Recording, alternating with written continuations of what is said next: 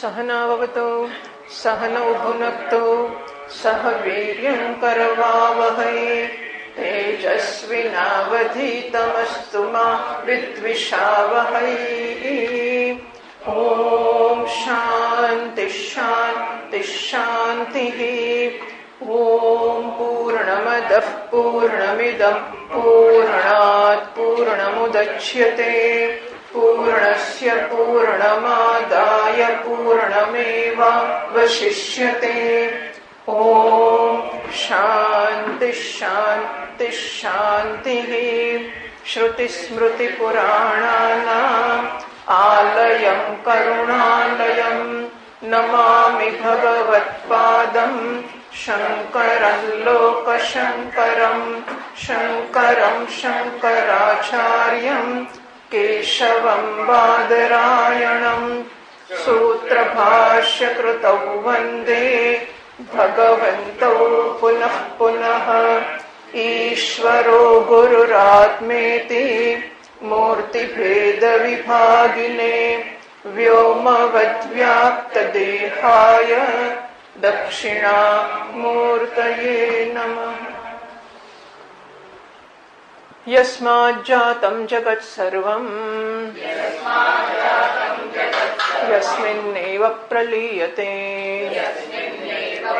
येनेदं धार्यते चैव तस्मै ज्ञानात्मने नमः। यैरिमे गुरुभिः पूर्वं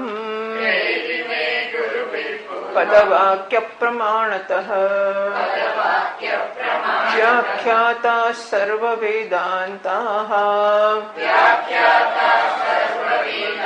तान् नित्यं प्रणतोऽस्म्यहम्। तैत्तिरीयकसारस्य मयाचार्यप्रसादतः विस्पष्टार्थरुचीनां हि व्याख्येयं सम्प्रणीयते। ઉપનિષદ શબ્દનો અર્થ જોવાની શરૂઆત કરી આપણે. મોક્ષ એ કોઈક રીતે કર્મથી પ્રાપ્ત કરી શકાય કે નહીં એ ચર્ચાના અંતે નક્કી કર્યું કે તસ્માત અવિદ્યાદિ કર્મ ઉપાદાન હેતુ નિવૃત્તો સ્વાત્મની અવસ્થાન મોક્ષ ઇતિ. તો અવિદ્યા વગેરે વગેરેનો અર્થ કામના કર્યો. અવિદ્યા, અવિદ્યામાંથી જન્મતી કામના અને કામનાની પૂર્તિની ઈચ્છાથી થતા કર્મો. આ બધાનું ગ્રહણ કરવાને માટેનું જે કારણ છે અવિદ્યા. નિવૃત્તો, અવિદ્યાની નિવૃત્તિ થાય અને તો સ્વાત્મની અવસ્થાનમ. હવે અવિદ્યા છે ત્યારે કઈ દોરડી પોતાની સાપ માને છે ત્યારે એ દોરડીને બદલે સાપ થઈ ગઈ છે કે સાપમાં નિષ્ઠ છે એવું તો કશું નથી, એ દોરડીમાં જ નિષ્ઠ છે. એટલે સ્વાત્મની અવસ્થામાં નહોતું ને પછી થયું એવું તો કશું છે જ નહીં. એટલે કોઈ પ્રકારની પરિસ્થિતિમાં ફેર નથી પડવાનો, કશી જ પરિસ્થિતિમાં. એટલે જ્ઞાન ન હોવું કે હોવું, જ્ઞાન નથી ત્યારે હું આત્મામાં કે સ્વરૂપમાં અવસ્થિત નથી અને જ્ઞાન થશે ત્યારે સ્વરૂપમાં અવસ્થિત થઈશ એવું તો શક્ય જ નથી. પણ સ્વરૂપમાં અવસ્થિત છો એ મને ખબર નથી. એટલે મને એમ છે કે હું તો શરીર મન બુદ્ધિ હું છું. અજ્ઞાનની નિવૃત્તિ થતા આ ભ્રમની નિવૃત્તિ થશે તો સ્વરૂપ સ્થિતિની ઓળખ મને જન્મશે, એટલું જ થશે. સ્વરૂપ સ્થિતિ હોવી કે ના હોવી એમાં ફેર નહીં પડે, પણ સ્વરૂપ સ્થિતિ હોવા છતાં હું જે ઓળખતો નથી અને એમથી જુદું ઓળખું છું, વિરુદ્ધ ઓળખું છું, એને બદલે મને સાચી ઓળખ જન્મશે કે હું સ્વરૂપમાં સ્થિત જ છું, મારે કશું મેળવવાનું નથી કે મારે કશું કરવાનું, બીજું કશું છે જ નહીં. એટલે અવિદ્યાની નિવૃત્તિથી સ્વરૂપમાં સ્થિત થશે એના કરતા અવિદ્યાની નિવૃત્તિથી સ્વરૂપમાં સ્થિતિ નથી એવા ભ્રમની નિવૃત્તિ થશે અને એને મોક્ષ કહેવામાં આવશે. અવિદ્યાની નિવૃત્તિ થતા સ્વરૂપમાં સ્થિતિ નથી અને મારે સ્વરૂપમાં સ્થિત થવાનું છે. આ પ્રકારનો જે ભ્રમ છે એ ભ્રમની નિવૃત્તિ થશે અને એમ કરવાથી સ્વરૂપમાં જે સ્થિતિ છે એ મને પ્રાપ્ત થશે. આ પ્રકારનો જે છે એને મોક્ષ કહેવામાં આવે છે. તો અવિદ્યા નિવૃત્તો સ્વાત્મને અવસ્થાનમ, અવિદ્યા નિવૃત્તો સ્વાત્મની અવસ્થાનમ નથી એ પ્રકારના ભ્રમની નિવૃત્તિ, એ જ અવિદ્યાની નિવૃત્તિ થશે, એ જ સ્વાત્મામાં અવસ્થાન. અને આનું નામ મોક્ષ છે. હા, બસ આનું નામ મોક્ષ છે. એટલી બધી સરળ વસ્તુ છે, એટલી બધી સરળ છે કે જેની વધારે પડતી સરળ છે. હા, એટલે આપણને એનો લાભ નથી મળતો. તો એટલે એટલું બધું સહેલું છે. ઘણી વાર આપણને એમ કે હું શું કરું, બસ તો તારે આ દરવાજે જઈને પાછો આવી જશે. કોઈ કહેશે કે મને ભૂખ લાગી છે, કે બસ ખાલી આમ દરવાજે પાછા આવી જાય. કોઈ કે મારે પૈસાની જરૂર છે, બહુ ગરીબી છે, જરૂરિયાત છે, કોઈ ઝાડને અડકીને પાછો આવી જશે. આવી વસ્તુ તમે કહો એટલે એને કદાચ એ સાચું હોય તો વિશ્વાસ જ ના પડે. એમ કે ઝાડને અડકવાથી પૈસા મળી જવાના છે. વધારે પડતી સહેલી વસ્તુ કહેવામાં આવે તો એના પર વિશ્વાસ ના પડે. આ તો વધારે પડતી સહેલી કરતા સહેલી છે. આ તો એટલી સહેલી વસ્તુ છે કે તો શું કામ માને છે કે તું બંધાયેલો છે. પણ બંધાયેલો એટલે ક્યાં દોરડું દેખાતો નથી. કંઈક દેખાય છે, કશું બંધન જેવું કશું દેખાય છે. ખાઈ પીને લહેર કરીએ કે તકલીફ છે, કોઈ તો અગવડ છે નહીં, કોઈ મુશ્કેલી છે નહીં, કશું જ નથી. અને છતાં બંધન છે એવું માનવું ને પછી છૂટવા માટે મચી પડવું. ને મચી પડે એટલે આખી હવે આ તો સાધકની વાત છે ભાઈ, બાકીના લોકો હવે છૂટવા જ મથેલા જ છે ને. પૈસા વગર બંધન છે એવું માને એટલે પૈસા મેળવવા મચી પડે. આ છુટકારો એ બધાને છુટકારો તો બધાને જોઈએ જ છે. પણ કોઈને એમ કે ભાઈ પૈસા વગરની સ્થિતિમાંથી છુટકારો જોઈએ મારે, તો પૈસાની પાછળ જીવે. કોઈને એમ કે સત્તા વગરની સ્થિતિમાંથી મારું કોઈ સાંભળે જ નહીં, મારું કોઈ ચાલે જ નહીં, એવું ના ચાલે, મારે તો સત્તા જોઈએ. સત્તા મળે અને છુટકારો થયો. એટલે છુટકારો એ પણ વ્યક્તિગત વસ્તુ થઈ જાય. એટલે છુટકારો જેનાથી થશે એની પાછળ બધા લોકો જિંદગી જીવે જ છે. આ એક એવી વસ્તુ થાય કે મારે જન્મ અને મરણના ચક્રમાંથી છુટકારો જોઈએ છે. અને એ છુટકારાનું સાધન એવું કહેવામાં આવે કે મારે છુટકારો મેળવવો છે કારણ કે મારો જન્મ મરણ નથી. અજઃ નિત્ય શાશ્વત પુરાણ ન જાયતે મ્રિયતે. મારો જન્મ નથી, મારું મરણ નથી, હું અજ છું, જન્મ છું. બસ આવું ઓળખવું. પહેલા પરોક્ષ શાસ્ત્ર અને આચાર્ય કહે છે માટે નિશ્ચય કરવો. એ નિશ્ચય પ્રમાણે પછી જીવવાનો શરૂઆત કરવી, અભ્યાસ કરવો. અને પછી ખરેખર એ વાસ્તવિકતાને ઓળખવી. એવું જ થાય ને. મને કોઈ H2O માં હાઇડ્રોજન ઓક્સિજન બે વસ્તુ છે, તો એવું હું માનું તો એને બંનેમાં જુદા પાડવાનો પ્રયોગ કરું ને. એટલે પહેલા હું શબ્દોથી સ્વીકારું છું ભાઈ કહે છે એટલે હશે. પછી એક્સપેરિમેન્ટ કરું ને પછી જયારે હાઇડ્રોજન ઓક્સિજન છૂટા પડે ત્યારે મને ખરેખર મને ઓળખ જન્મી, મને જ્ઞાન થયું કે વાત સાચી છે. મને સિક્કો માર્યો કે કહે છે સાચું છે. એમ હું પહેલા શબ્દોથી સ્વીકારું કે હું મુક્ત છું અને પછી હું મુક્ત છું એવું જીવવાનો પ્રયત્ન કરું. ખોટી વાત છે, બંધનમાં નથી. એટલે કે પૈસા મળશે તો મુક્ત થઈશ, કલ્પના જ છે. સત્તા મળશે તો મુક્ત થઈશ, નથી જોઈતા પૈસા જ્યાં થાય તે પેલા પેલા કેટલાય ઝૂંપડામાં રહેતા હશે. હે ઘણા લોકો એ મૂર્ખતા છે. આપણે નથી કહેતા કે ડાપણ છે, પણ હું તો ખાલી દાખલા ખાતર કહું છું કે પૈસા ઓછા છે અને સમય ને શક્તિ છે, કંઈક ક્ષમતા પણ છે, અને છતાંય માણસો અમુક પૈસામાં પૂરતું છે એમ કરી બાકીનો સમય આમ તે માટા ફેરા રામાટામાં કરીને જીવનારા ખરા કે નહીં દુનિયામાં? ખરા જ ને માણસો, કેટલાય માણસો. એટલે માત્ર માન્યતાની જ વાત થઈ કે એ એમ માને કે બસ બહુ છે, આટલું ખાધું પીધું ને ઘર ચલાવ્યું, બસ બહુ છે. એટલે કેવળ માન્યતાથી જ પ્રેરાઈને માણસ જેને છુટકારો કહે છે એની પાછળ મચી પડે છે, મહેનત કરે છે. બસ પણ જ્યારે એવું જન્મે કે મારે બંધન માત્રમાંથી છુટકારો જોઈએ છે, બંધનની કલ્પના, બંધનનો ખ્યાલ આ કશું જ ના જોઈએ, મારે છૂટવું છે, આપણે એને મોક્ષની ઈચ્છા કહીએ છીએ. અને આ મોક્ષની ઈચ્છા એ કેવળ કલ્પનાના બંધનમાંથી મુક્તિ થવાની, કલ્પિત બંધનમાંથી મુક્તિની ઈચ્છા એટલું જ છે. એટલું જ આવ્યું છે. અને એટલે આપણને વિશ્વાસ ના પડે, એ તો બરાબર, તો મુક્ત જ છો ને, એ તો સમજ્યા, પણ હું શું કરું? એ તો મને પણ તમારે કઈ કરવાની જરૂર નથી. હા, એ તો ખરું, પણ હું શું કરું?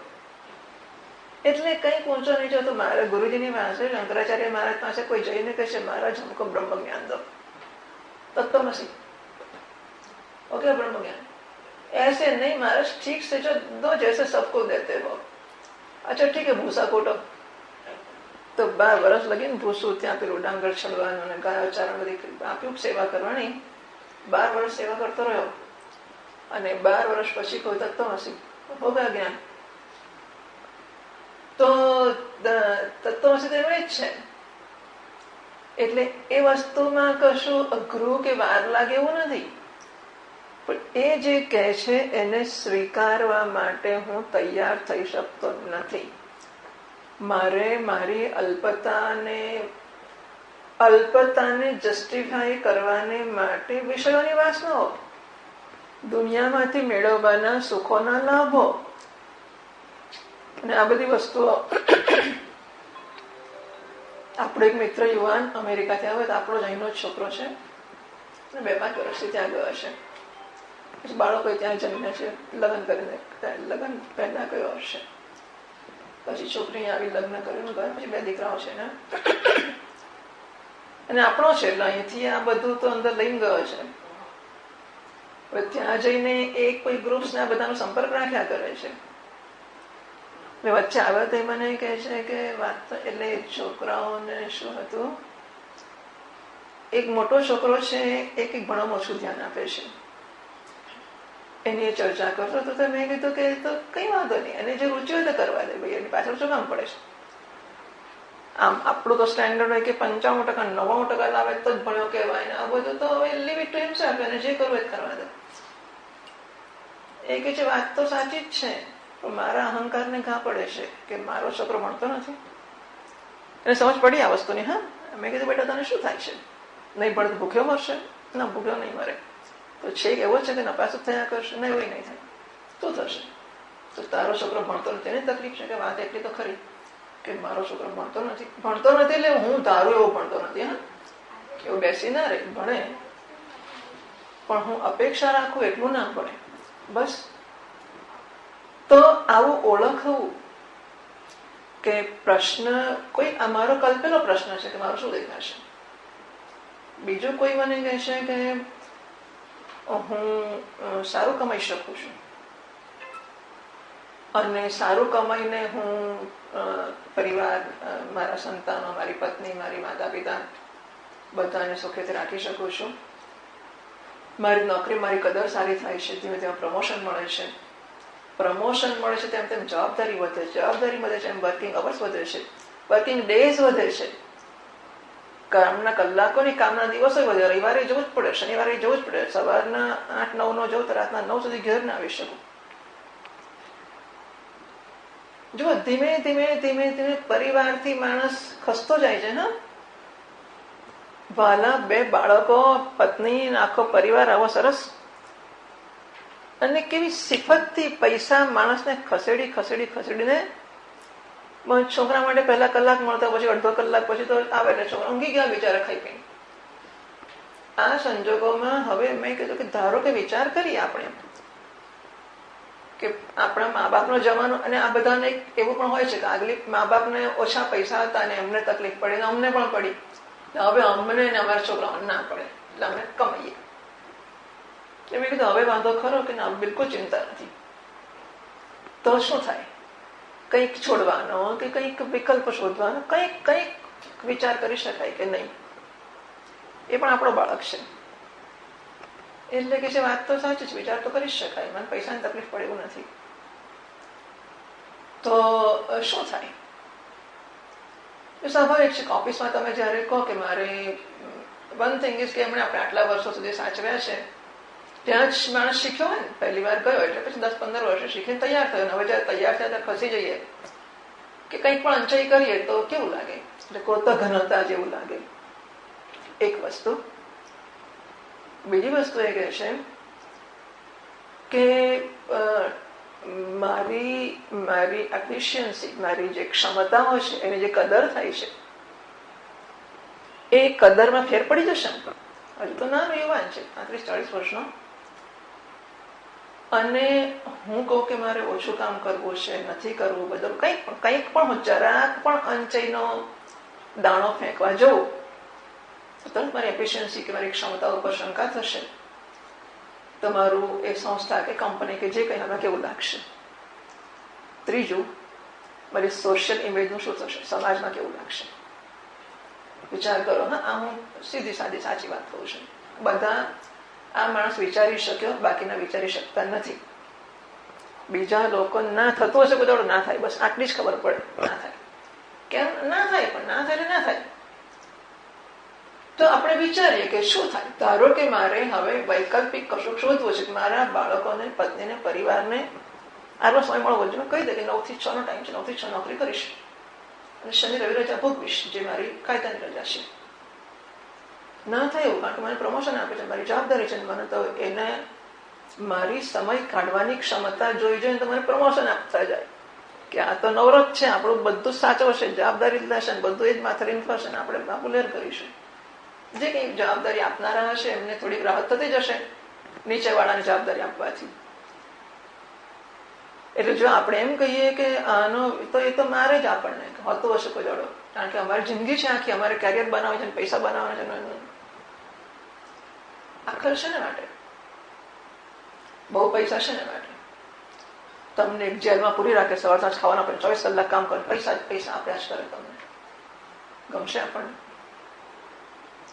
સમાજમાં તમારી ઇમેજ બનાવે અને તમને પરિવારથી જુદા કરી દે, ગમશે તમને? બધે તમને પેલું ઉદઘાટન હોય તો તમને બોલાવે, તમને હાથતોરા કરે, તમારા ફોટા પાડે, બધું કરે. બાકી કે પરિવારમાં જવાનું વાત જ નહીં કરવાની, વખત નથી. ચલો આ કાર્યક્રમથી પેલો કાર્યક્રમ, પેલા કાર્યક્રમથી પેલો કાર્યક્રમ, સતત તમને ઉદઘાટનમાં લઈ જઈશું. સોશિયલ ઇમેજ તમારી બનશે, રોજ છાપામાં ફોટા આવશે. ખુશ થઈ જશું, સંતોષ થઈ જશે. તો ઓફિસ તમારી કદર કરીને દર વર્ષે તમને પ્રમોશન આપતી જશે. દર વર્ષે તમારું આમ જે કંઈ કે જાહેરાતનું હોય, બુલેટિન કે કશું, ત્યાં જાહેરાત કરશે કે તમે મહાન પુરુષ છો, અને તમારા પરિવારથી જુદા કરી દેવામાં. એ તો લોકો કરે છે, જો કે પૈસા માટે પરિવાર, મને લાગે છોડવા માટે પહેલી વસ્તુ પરિવાર છે.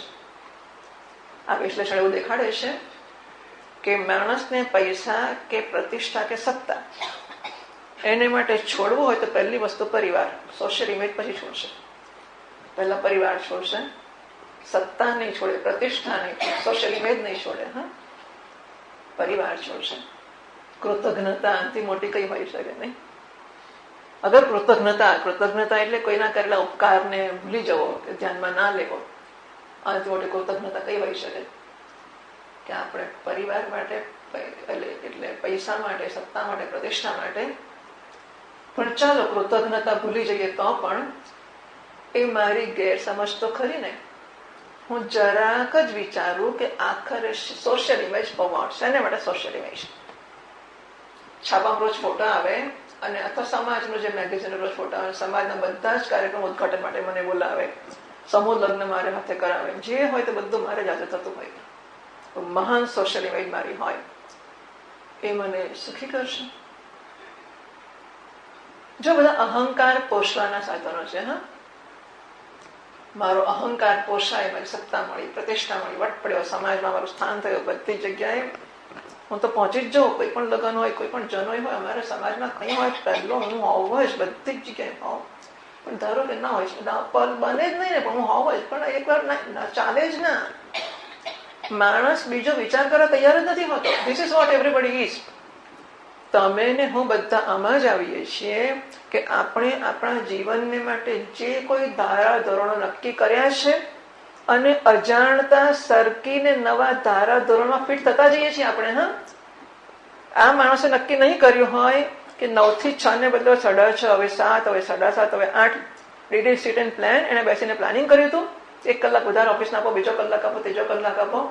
સરકી ગયો. સરકી ગયો. આજે જુએ છે કે હું તો 9 થી 9, 8 થી 9, 9 થી નહીં 8, 8:30, 9 સુધી ઓફિસમાં. કેવો સરકી ગયો. એની જાણ બહાર એના જીવનના ધારા ધોરણો બદલાઈ ગયા, એને ખબર પણ નથી પડી. હા, અને એમાંથી હવે એ એટલો જે દિવસે સમજ પડે ને વિચારવા ઉભો રહી શકે, એને માટે મહાન ઘડી છે. કારણ કે 60 વર્ષનો થશે માણસ, ત્યારે છોકરા એટલા મોટા થઈ ગયા હશે. છોકરા કહેશે, બાપા અમને જયારે હતા નવરા ત્યારે તમને ટાઈમ નહોતો, હવે અમને વખત નથી, તમે જાઓ, તમારે જે કરવું એ કરો. એકલા જાઓ, બાંકડા પર બેસો જઈને બાંકડા ક્લબમાં ગઈડાઓ જોડે વાત કરવા જોડે ના કરશો. તો જિંદગીનું સુખ તો ગુમાવી બેઠા ને તમે, શેના માટે? એટલે જે ક્ષણે આ સમજ પડે, પેલા એક વડીલે કહ્યું કે મેં મારા છોકરાને કહ્યું છે કે તમે પતિ પત્ની બંને ડોક્ટર, એક છોકરું જન્મ્યું, બંને આખો દડો બહાર, દાદા દાદી છોકરો સાચવે. એ પિતા સમજો છે. એમણે કહ્યું મારા છોકરાને મેં કહ્યું છે કે ભાઈ તમારું બાળક છે, નાનું છે, રમાડવા લાયક છે, રમાડો. મોટો થાય પછી રમાડવાનું, જો તમે જયારે નવરા થશો ત્યારે રમાડવા લાયક નહીં રહ્યું હોય, રમાડી લો અત્યારે. ગૃહસ્થાશ્રમનું ફળ તો આ છે. એ બધું ચૂકી જઈએ છીએ આપણે. પણ આવો વિચાર કરવા ઉભા રહેવું કે સાંભળવું કે રોકાવું મોટી શરૂઆત છે ને, મોટી વસ્તુ છે. માણસ 60 વર્ષે સાંભળવા તૈયાર ન હોય, 40 વર્ષે તો પ્રશ્ન જ નથી આવતો. Forget it. કોઈ સત્સંગ ને ભજન જોઈએ જ નહીં. મારે તો આ કરવું જ પડે, પેલો વ્યવહાર, પેલો સમાજ, બધું જ હોય. જો આ બધી વસ્તુઓમાંથી પણ આપણે જ વિચાર કરીને પાછા ખસી શકીએ એમ છીએ, એ કરી શકીએ છીએ. જો હું સમજુ કે હું ક્યાં જઈ રહ્યો છું, શું કરી રહ્યો છું, તો અને એ સમજવા માટે શાસ્ત્રો ઘણી મોટી મદદ કરે છે કે આખરે મારે જોઈએ છે શું. મજા પડી ગઈ, એટલું જ ને, મજા પડી ગઈ. હવે મજા પડી ગઈ, રોટલો ને મીઠું ખાઈને જો મજા પડી ગઈ લાગતું હોય, પતિ પત્ની પરિવાર, આખો પરિવાર ભેગા બેસીને જમી જ ના શકે એકવાર, કે બેસીને પ્રાર્થના ના કરી શકે, એમને ભેગા એક કોમન મીટિંગ પોઈન્ટ જ ના હોય, તે પરિવારમાં મજા છે નહીં પડે. પેલું સોનાની લગડી ખિસ્સામાં નાખીને મજા પડતી હશે, કોણ જાણે શું થતું હશે. છે નહીં મજા. મને લાગે છે કે એક રોટલો 2 જણા શેર કરીને ખાઈનો જે આનંદ હશે, અને છાનામાં મીઠાઈ ખિસ્સામાં મૂકીને ખૂણે જઈને ખાઈ આવે, એ મજામાં ફેર નહીં પડતો. માણસને એટલી બધી ઈચ્છા હોય મીઠાઈ ખાવાની, એટલે બિચારો ખાઈ લે છાનામાનો, પણ એના મનમાં હું નથી ધારતી કે એને એવી ખુશી થાય જેવી રોટલાનો કટકો 2 જણા વેચીને ખાય કે 4 જણા વેચીને ખાય નહીં થાય. ખરું કે નહીં? શું લાગે છે? બસ જરાક વિશ્લેષણ કરીને સમજી લઈએ. સુખને માટે હું છું, મારી જિંદગી સુખ માટે છે, અને સુખનું સાધન માનીને જે કરું છે બધા મારા સુખના દુશ્મનો છે. સુખના સાધનો સમજીને એની પાછળ ઉપયોગની વસ્તુઓ છે. પૈસા ઉપયોગ માટે છે, નોકરીની બધી વસ્તુ ઉપયોગ માટે છે, ખાવા પીવાનું બધું પછી છે શ્રી કૃષ્ણ. છોકરાઓ શું મને 50 જોડ કપડા લઈ આપો એ ગમે, કે હું એક દળ મોડું નહીં બતાવું, બાકી 50 એટલે કપડા પહેર્યા જ કર, એટલે આટલા રમકડા રમ્યા જ કર, આટલી ચોકલેટો ખાધા જ કર, કે 10 જોડ કપડા આપીશ અને એની પાસે બેસે છે, છાતી લગાડીશ છોકરાને. છોકરાને શેનો આનંદ થશે? છોકરાને આપણને એનો જ આનંદ થશે. હવે છોકરો તો જવા દે, આપણને પણ એ જ ગમે, પણ બાળકને તો એ જ ગમે ને કે મા બાપ એમના માટે સમય કાઢે. જો અગે હું વાત આ તો કરું જ છું, મુખ્ય વાત આપણે એ કરી રહ્યા છીએ કે બધા ધારા ધોરણો આમ જ અને આમ નહીં જ, એ કેવળ મારી કલ્પનાઓ છે.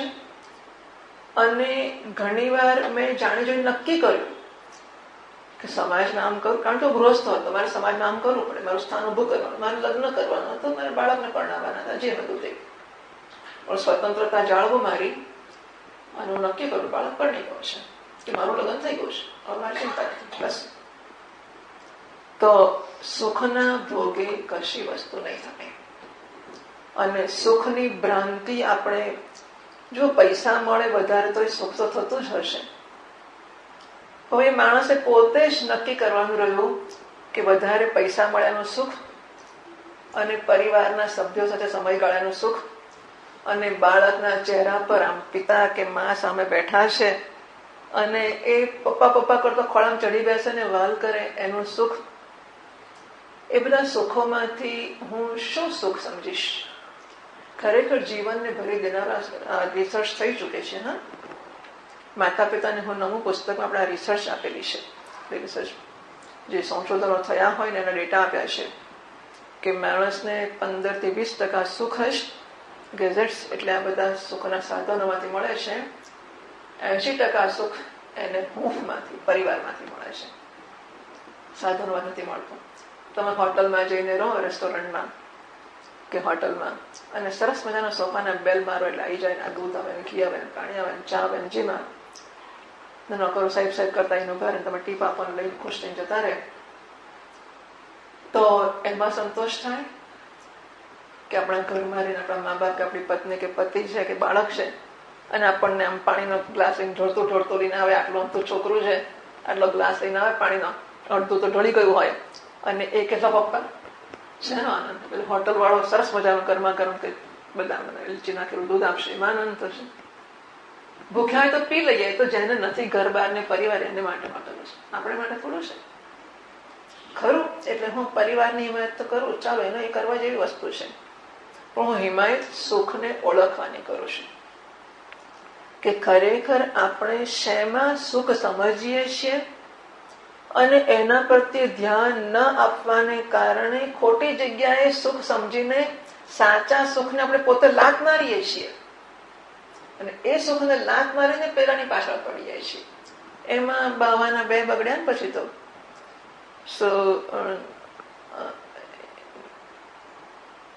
યો ધ્રુવમ હિ પરિત્યજ્ય અધ્રુવમ પરિસેવતે, આવો સુભાષિત હતું. પછી શું છે?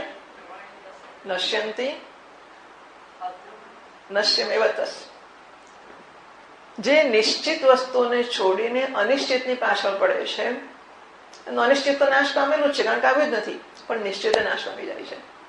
બરાબર ને? તો સ્વાત્મની અવસ્થાના મોક્ષ.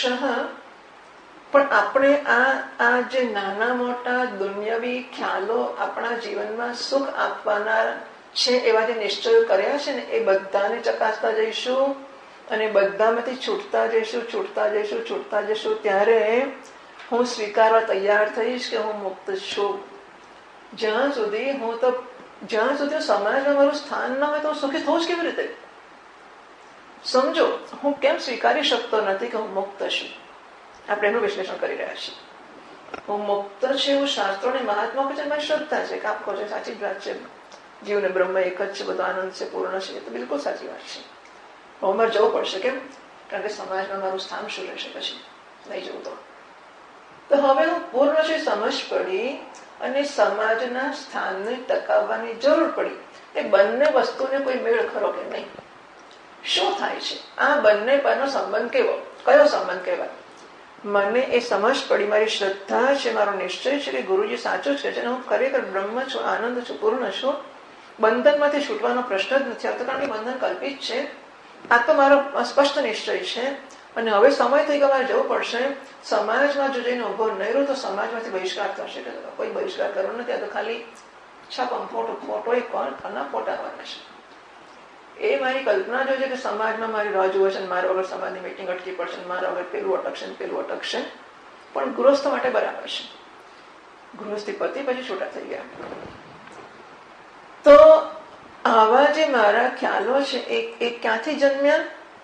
હું અલ્પ છું, દુઃખી છું અને સમાજમાં સ્થાન જળવાશે, એના દ્વારા જે યશ કે પ્રતિષ્ઠા મળશે એ મારામાં ઉમેરાશે, પછી હું પૂર્ણ થઈશ અને પછી સુખનો અનુભવ થશે. સમજાય છે? આની પાછળ નિશ્ચય છે. વી નેવર ન્યુ ધીસ. આપણે આ વસ્તુઓનું વિશ્લેષણ કરવાની તકલીફ લીધી જ નથી અને કોઈ આપણને કરવાનું કહેતો કે ચાલ મારે જવું છે, તારે હવે આવું છે કે જવું? તમે જો આ વાત કરો ને તો એ એમની વાત તમને સંભળાવશે, તમારે નહીં સાંભળે. હું જો હું પેલું કરું, કારણ કે એમને રસ જ નથી. આ ભગવાને આપેલી બુદ્ધિને ચલાવવી નથી. પેલા કે કેટલો ચાંદલો કરે બુદ્ધિ ચલાવી છે, પણ અહીં બુદ્ધિ નથી ચલાવી. મને સમજ નથી પડતી કેમ નથી ચલાવી. બુદ્ધિ આપી છે નારાયણે, આને માટે આપી છે નહીં કે પેલા માટે આપી છે, આને માટે બુદ્ધિ આપી છે. તમે બુદ્ધિ ચલાવો કે જો હું પૂર્ણ છું, અને એ વાત સાચી કે શાસ્ત્રો કહે છે હું પૂર્ણ છું, આનંદ છું, છતાં હું સુખને માટે આ આનંદને ઓળખવાનો પ્રયત્ન છોડીને આના ભોગે પણ હું તે જ કરું છું. કેમ કરું છું? જો દાદાગીરી કરવી કે સૂચના આપી ચાલ બહાર નહીં જવાનું, તો હવે તમારું એને કઈ ઓબ્લિગેશન કશું હોય તો 5 મિનિટ બેસશે, રાહ જોશે ક્યારે પૂરું થાય હું જઉં. એનાથી કઈ માણસ નહીં બદલાઈ જાય. કોઈની સૂચનાનો અમલ કરશે જ નહીં, પણ ધારો કે કરશે તો એ અમલથી એનામાં કોઈ ફેરફાર નહીં થાય, એ કશું શીખશે નહીં એમાંથી. ક્યારે શીખશે? વિચાર કરે કે મેં કેમ આવું વર્તન કર્યું, એટલે કે મારે આવું કરવું જોઈતું તો એ સમજાય પહેલા તો, પછી મેં આવું કર્યું એ સમજાય. બંને વિરુદ્ધ વસ્તુ છે. હું જે સમજુ છું કે ભણું છું ને જે કરું છે બંને પરસ્પર પોર સપાટ, ઉત્તર ધ્રુવ ને દક્ષિણ ધ્રુવ જેવી વસ્તુઓ છે, પણ છતાં હું કરું છું. What makes me do this? કેમ આવું કરું છું? મારો અલ્પત્વનો નિર્ણય છે. એ નિર્ણયની પૂર્તિ માટે મને સમાજમાંથી કે વિષયોમાંથી કે ભોગોમાંથી કે હરવા ફરવામાંથી જે મળે છે એ મને સુખ આપે છે. હું વત્તા એ વિષયનું સુખ બરોબર પૂર્ણ કે સુખી હું, આવો નિશ્ચય છે મારો. અને એ નિશ્ચયને કારણે હું દોરાઈ જાઉં છું ને ખેંચાઈ જાઉં છું. મને સમજ જ નથી પડતી કે હું કેમ કરું છું. મોટા ભાગની પ્રવૃત્તિઓ, મોટા ભાગની લગભગ બધી જ, જે ઉઠીએ એટલે નાહવું જ પડે, દાંત સાફ કરવા જ પડે, ઉઠીએ એટલે આ બધું કરવું જ પડે, એમ ઉઠીએ એટલે સમાજમાં જવું જ પડે ને પૈસા મેળવવા જ પડે ને આખી જિંદગી વ્યવહાર રાખવા જ પડે. એટલું બધું જીવનમાં વણાઈ ગયું છે. અને આપણે ક્યારેય બીજો વિચાર કરવાની તકલીફ લીધી જ નથી, લેવા માંગતા નથી. તો જ્યારે એવું કરી શકીએ તો આપણે મારું સ્વરૂપ આનંદ છે સમજવા માટે કંઈક આમ ઝાંખી દેખાય કે હા ખરી વાત છે. જેમ કે હોટલનું ખાવાનું બંધ કરું તો માનો બનાવેલું ચાખું, 2-4 દાડા ભૂખ્યો રહું, પછી ઘરનું ખાઉં, અને પેલી ભૂખ લાગી હતી ને પછી ઘરનું ખાધેલું ખબર પડી કે બહુ સરસ છે. આવું તો હોટલમાં નથી મળતું, માં તો બહુ સરસ બનાવે છે, પણ ચાખું તો ખરો તો ખબર પડે ને. એટલે હું આના સંપર્કમાં રહું, આને ઓળખું ને પછી સમજું હું આ શું કરી રહ્યો છું, કેમ કરી રહ્યો છું. ના, ખરું તો આ છે. આપણી જાતને વંચિત રાખવી, ડિપ્રાઇવ કરવી એ કોઈ ડાપણની વાત છે જ નહીં. અને એ તો 5-15 દાડે કુકરની જેમ ફાટશે અને પછી ભયંકર નુકસાન કરશે. એટલે એવી વસ્તુની અપેક્ષા નથી. પણ જોડે જોડે આપણે સમજવા તૈયારી જ ના રાખીએ અને આપણે નક્કી જ કરી રાખીએ કે કલાક કાને પડે પણ શું થાય, પડવા દેવું પડે કાને. પૂછે કેમ ના એમ શું થયું, પૂછવું થયું. અને હવે આમાં રવિવાર 2 કલાક ક્યાં જવું, તો ચાલો સારી જગ્યાએ જઈને બેસી તો જરા જે કંઈ કાને પડ્યું તે કાન પવિત્ર થશે, શરીર પવિત્ર થશે, બીજું શું, ખોટું કામ તો નથી. એટલું એમ કરીને બેસવું એવું જ નક્કી કર્યું હોય તો પછી આપણે આનો લાભ લેવાની આશા ના રાખી શકીએ તો નહીં મળે લાભ. બંધન કલ્પિત છે અને બંધનમાંથી જન્મેલા અમારા બધા ખ્યાલો એટલા જ કલ્પિત છે જે મને બાંધી રહ્યા છે. એમનામાંથી મુક્ત થવું તો આત્માના સ્વરૂપમાં કે મારા સ્વરૂપમાં સ્થિત જ શું એમના મોક્ષ છે. તો કહે છે કે પણ તમે તો એવું કહે છે, ઉપનિષદ તો કહે છે કે બ્રહ્મજ્ઞાની બ્રહ્મ બની જાય છે, તમે તો આત્માની વાત કરો છો. સ્વયં આત્મા બ્રહ્મ, આત્મા ને બ્રહ્મ એક જ છે. અને તેથી તદ્વિજ્ઞાનાદ, હું 371 પાના પર ભાષ્યની બીજી લીટી વાંચું છું. 371 પાનો ભાષ્યની બીજી લીટી. તદ્વિજ્ઞાનાદ અવિદ્યા નિવૃત્તિ મોક્ષ, એના વિજ્ઞાનથી એટલે કે મારી પૂર્ણતાના જ્ઞાનથી, એટલે કે મારી અલ્પતા કલ્પિત છે કે મિથ્યા છે એવા જ્ઞાનથી. હું પૂર્ણ છે જ્ઞાન થઈ જાય, પણ અલ્પ છે જ્ઞાન તો બેસી જ રહે છે. અલ્પતાનું જ્ઞાન ઘર કરીને આમ બિલકુલ આમ એકદમ ચોંટીને બેસી ગયું છે. એની ઉપર પેલું પૂર્ણતાનું જ્ઞાન આમ આવે ને જાય. જાણા બાજે પૂર્ણતાના એ તો ક્યાંના, કારણ કે છને પ્રવચન કરતા આપણે તો અંદર તો પેલું છે જ નહીં, ક્યાં જતું રહેવાનું છે. એટલે ખરું તો આપણે જ છે. આ તો બાકી ઠીક છે પૂર્ણતાની વાતો. તો તદ્વિજ્ઞાનાદ એટલે બ્રહ્મ આત્મા છે કે પૂર્ણ હું છું એવું જ્ઞાન ક્યારે, જ્યારે અલ્પતાના ખ્યાલની નિવૃત્તિ થઈ અને પૂર્ણતાનું જ્ઞાન છે. અલ્પતાનો પેલો હું સાપ દોરડી છું નહીં, સાપને જ્ઞાન થઈ ગયું. કેવું જ્ઞાન થઈ ગયું? હું સાપ દોરડી છું. એટલે સાપને દોરડી ભાઈ બંધ છે એવું છે. સાપને દોરડી એટલે શું? એટલે કેવું જ્ઞાન થાય છે? હું સાપ નથી અને દોરડી છું. એમ હું અલ્પ નથી અને પૂર્ણ છું એ જ્ઞાન છે. નહીં કે હું અલ્પ પૂર્ણ છું, હું સંસારી છું, દુઃખી છું, સુખી છું, ને આમે છું, તેમે છું, જોડે જોડે બ્રહ્મ છું, તારે એમાં શું એક છોગું વધારે એમાં શું, આટલા ફૂલ નાખે આટલું આ નાખે તે ચોટાડી દીધું ઉપર. તો તદ્વિજ્ઞાનાત એટલે અલ્પતા રૂપી અજ્ઞાનની નિવૃત્તિ કરીને જયારે બ્રહ્મનું જ્ઞાન સ્થિર થાય છે ત્યારે અવિદ્યા નિવૃત્તિ મોક્ષ. અવિદ્યાની નિવૃત્તિ એને કહેવાય છે અને મોક્ષ છે તે કારણ કે આવું સિદ્ધ થયું છે માટે હવે બ્રહ્મ વિદ્યાર્થા ઉપનિષદ આરભ્યતે એટલે હવે બ્રહ્મ વિદ્યાની પ્રાપ્તિ માટે ઉપનિષદનો આરંભ કરવામાં આવી રહ્યો છે. ચાલો ભાષ્ય વાંચીએ. 371 પાનું ત્રીજી લીટી.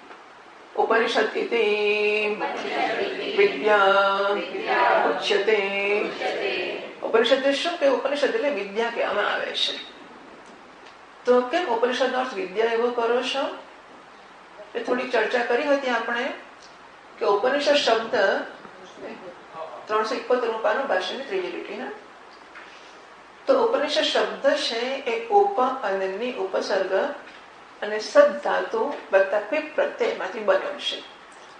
ઉપસર્ગનો અર્થ નજીક કે સામીપ્ય એવો છે.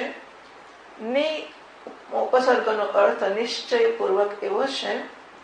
સદ ધાતુના અર્થ 3 છે: ગતિ, વિસરણ અને અવસાદન.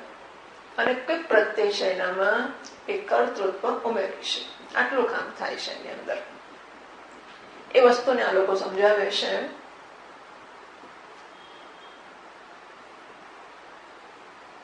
ઉપનિષદ તો આપણી વનમાલા 24મી લીટીમાં કહે છે. 24મી લીટીમાં અત્ર સામીપ્ય વાચીના ઉપસર્ગેણ પ્રતિચઃ બ્રહ્મ સામીપ્યમ ઉચ્યતે. તો ઉપ એટલે નજીક.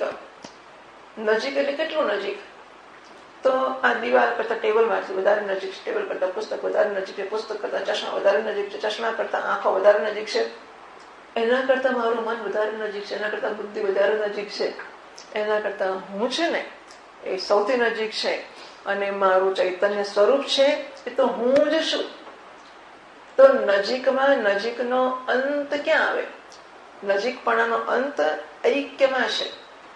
નજીકપણાનું ફલન, નજીકપણાનું ચરિતાર્થ ત્યાં, નજીકપણા એનું રિઝલ્ટન્ટ ક્યાં પરિણામ પામે છે, નજીકપણું ક્યાં અંત પામે છે? તો એ ઐક્યમાં ફલિત થાય છે. નજીકપણું વિરામ પામે છે, ઐક્યમાં વિરામ પામે છે. નજીકપણું એટલે ઉપસર્ગ બતાવે છે કે આ જે બ્રહ્મ છે એ અને હું એટલા નજીક છે, એટલા નજીક છે, અમે એક જ છીએ ને, બે છીએ જ નહીં, એટલા અમે નજીક છીએ. ઉપસર્ગ બ્રહ્મ અને આત્માનો ઐક્ય બતાવે છે. ઉપસર્ગ પ્રતિચહ. પ્રતિચહ એટલે એ પ્રત્યેકનું ષષ્ઠી એક વચન છે. પ્રત્યેક એટલે હું આત્મા, પ્રતિચહ એટલે પ્રત્યેકની ષષ્ઠી. પ્રત્યેક આત્માનું બ્રહ્મ સામીપ્ય એમાં કહેવામાં આવ્યું છે ઉપસર્ગથી. તચ્ચ સામીપ્યમ તયોહો અભેદ રૂપમ વિવક્ષિતમ. સામીપ્ય કેટલું છે કે અભેદ રૂપમ, સંપૂર્ણ ઐક્ય. એટલે તત્પમેવ ત્વમેવ તત. આત્મા બ્રહ્મ છે ને બ્રહ્મ આત્મા છે. આત્મા બ્રહ્મ છે ને બ્રહ્મ આત્મા ના થાય તો ગરબડ પાછી. પણ આત્મા બ્રહ્મ છે ને બ્રહ્મ આત્મા છે. આ પ્રકારનું ઐક્ય, ટોટલ આઈડેન્ટિટી, બંનેનું ઐક્ય એ ઉપસર્ગથી સામીપ્યનો અર્થ થાય છે. એ કહેવામાં આવ્યું છે. પછી નિશબ્દ શેના માટે છે? નિશબ્દ નિશ્ચયાર્થ. નિશબ્દ નિશ્ચય બતાવે છે. તથા જ ઉપસર્ગ દ્વયેન એટલે ઉપાનની બંને ઉપસર્ગ છે, પ્રિફિક્સ, એના દ્વારા તયોહો અભેદ. અભેદ ઉપરથી થયો, નિશ્ચય નીથી થયો. અભેદ નિશ્ચય રૂપા વિદ્યા ઉચ્યતે. તો આત્મા અને બ્રહ્મની વચ્ચેના અભેદનો નિશ્ચય જેનાથી થાય એને વિદ્યા કહેવામાં આવે છે. બરાબર? આવું વિદ્યા આપણે મંડકમાં ભણ્યા હતા. હું ક્યાં એવું તો પોસ્ટ નથી, ચાલો મંડકમાં એટલું તો કહી દઉં છું. ત્યાં શું કહ્યું હતું? વિદ્યા કોને કહી હતી? કેટલી વિદ્યા હતી ત્યાં? અરે વાહ. અપરા વિદ્યા કોને કહી હતી? હા ભાઈ વાલા, બહુ સરસ. અને પછી પરાવિદ્યા કોને કહી હતી? આમ તો મને એવું ગમે કે ઉપનિષદના શબ્દો બોલીએ આપણે, પણ આટલું બી બહુ મહાન વસ્તુ છે એટલે આનાથી હું ખુશ થઈ જઈશ.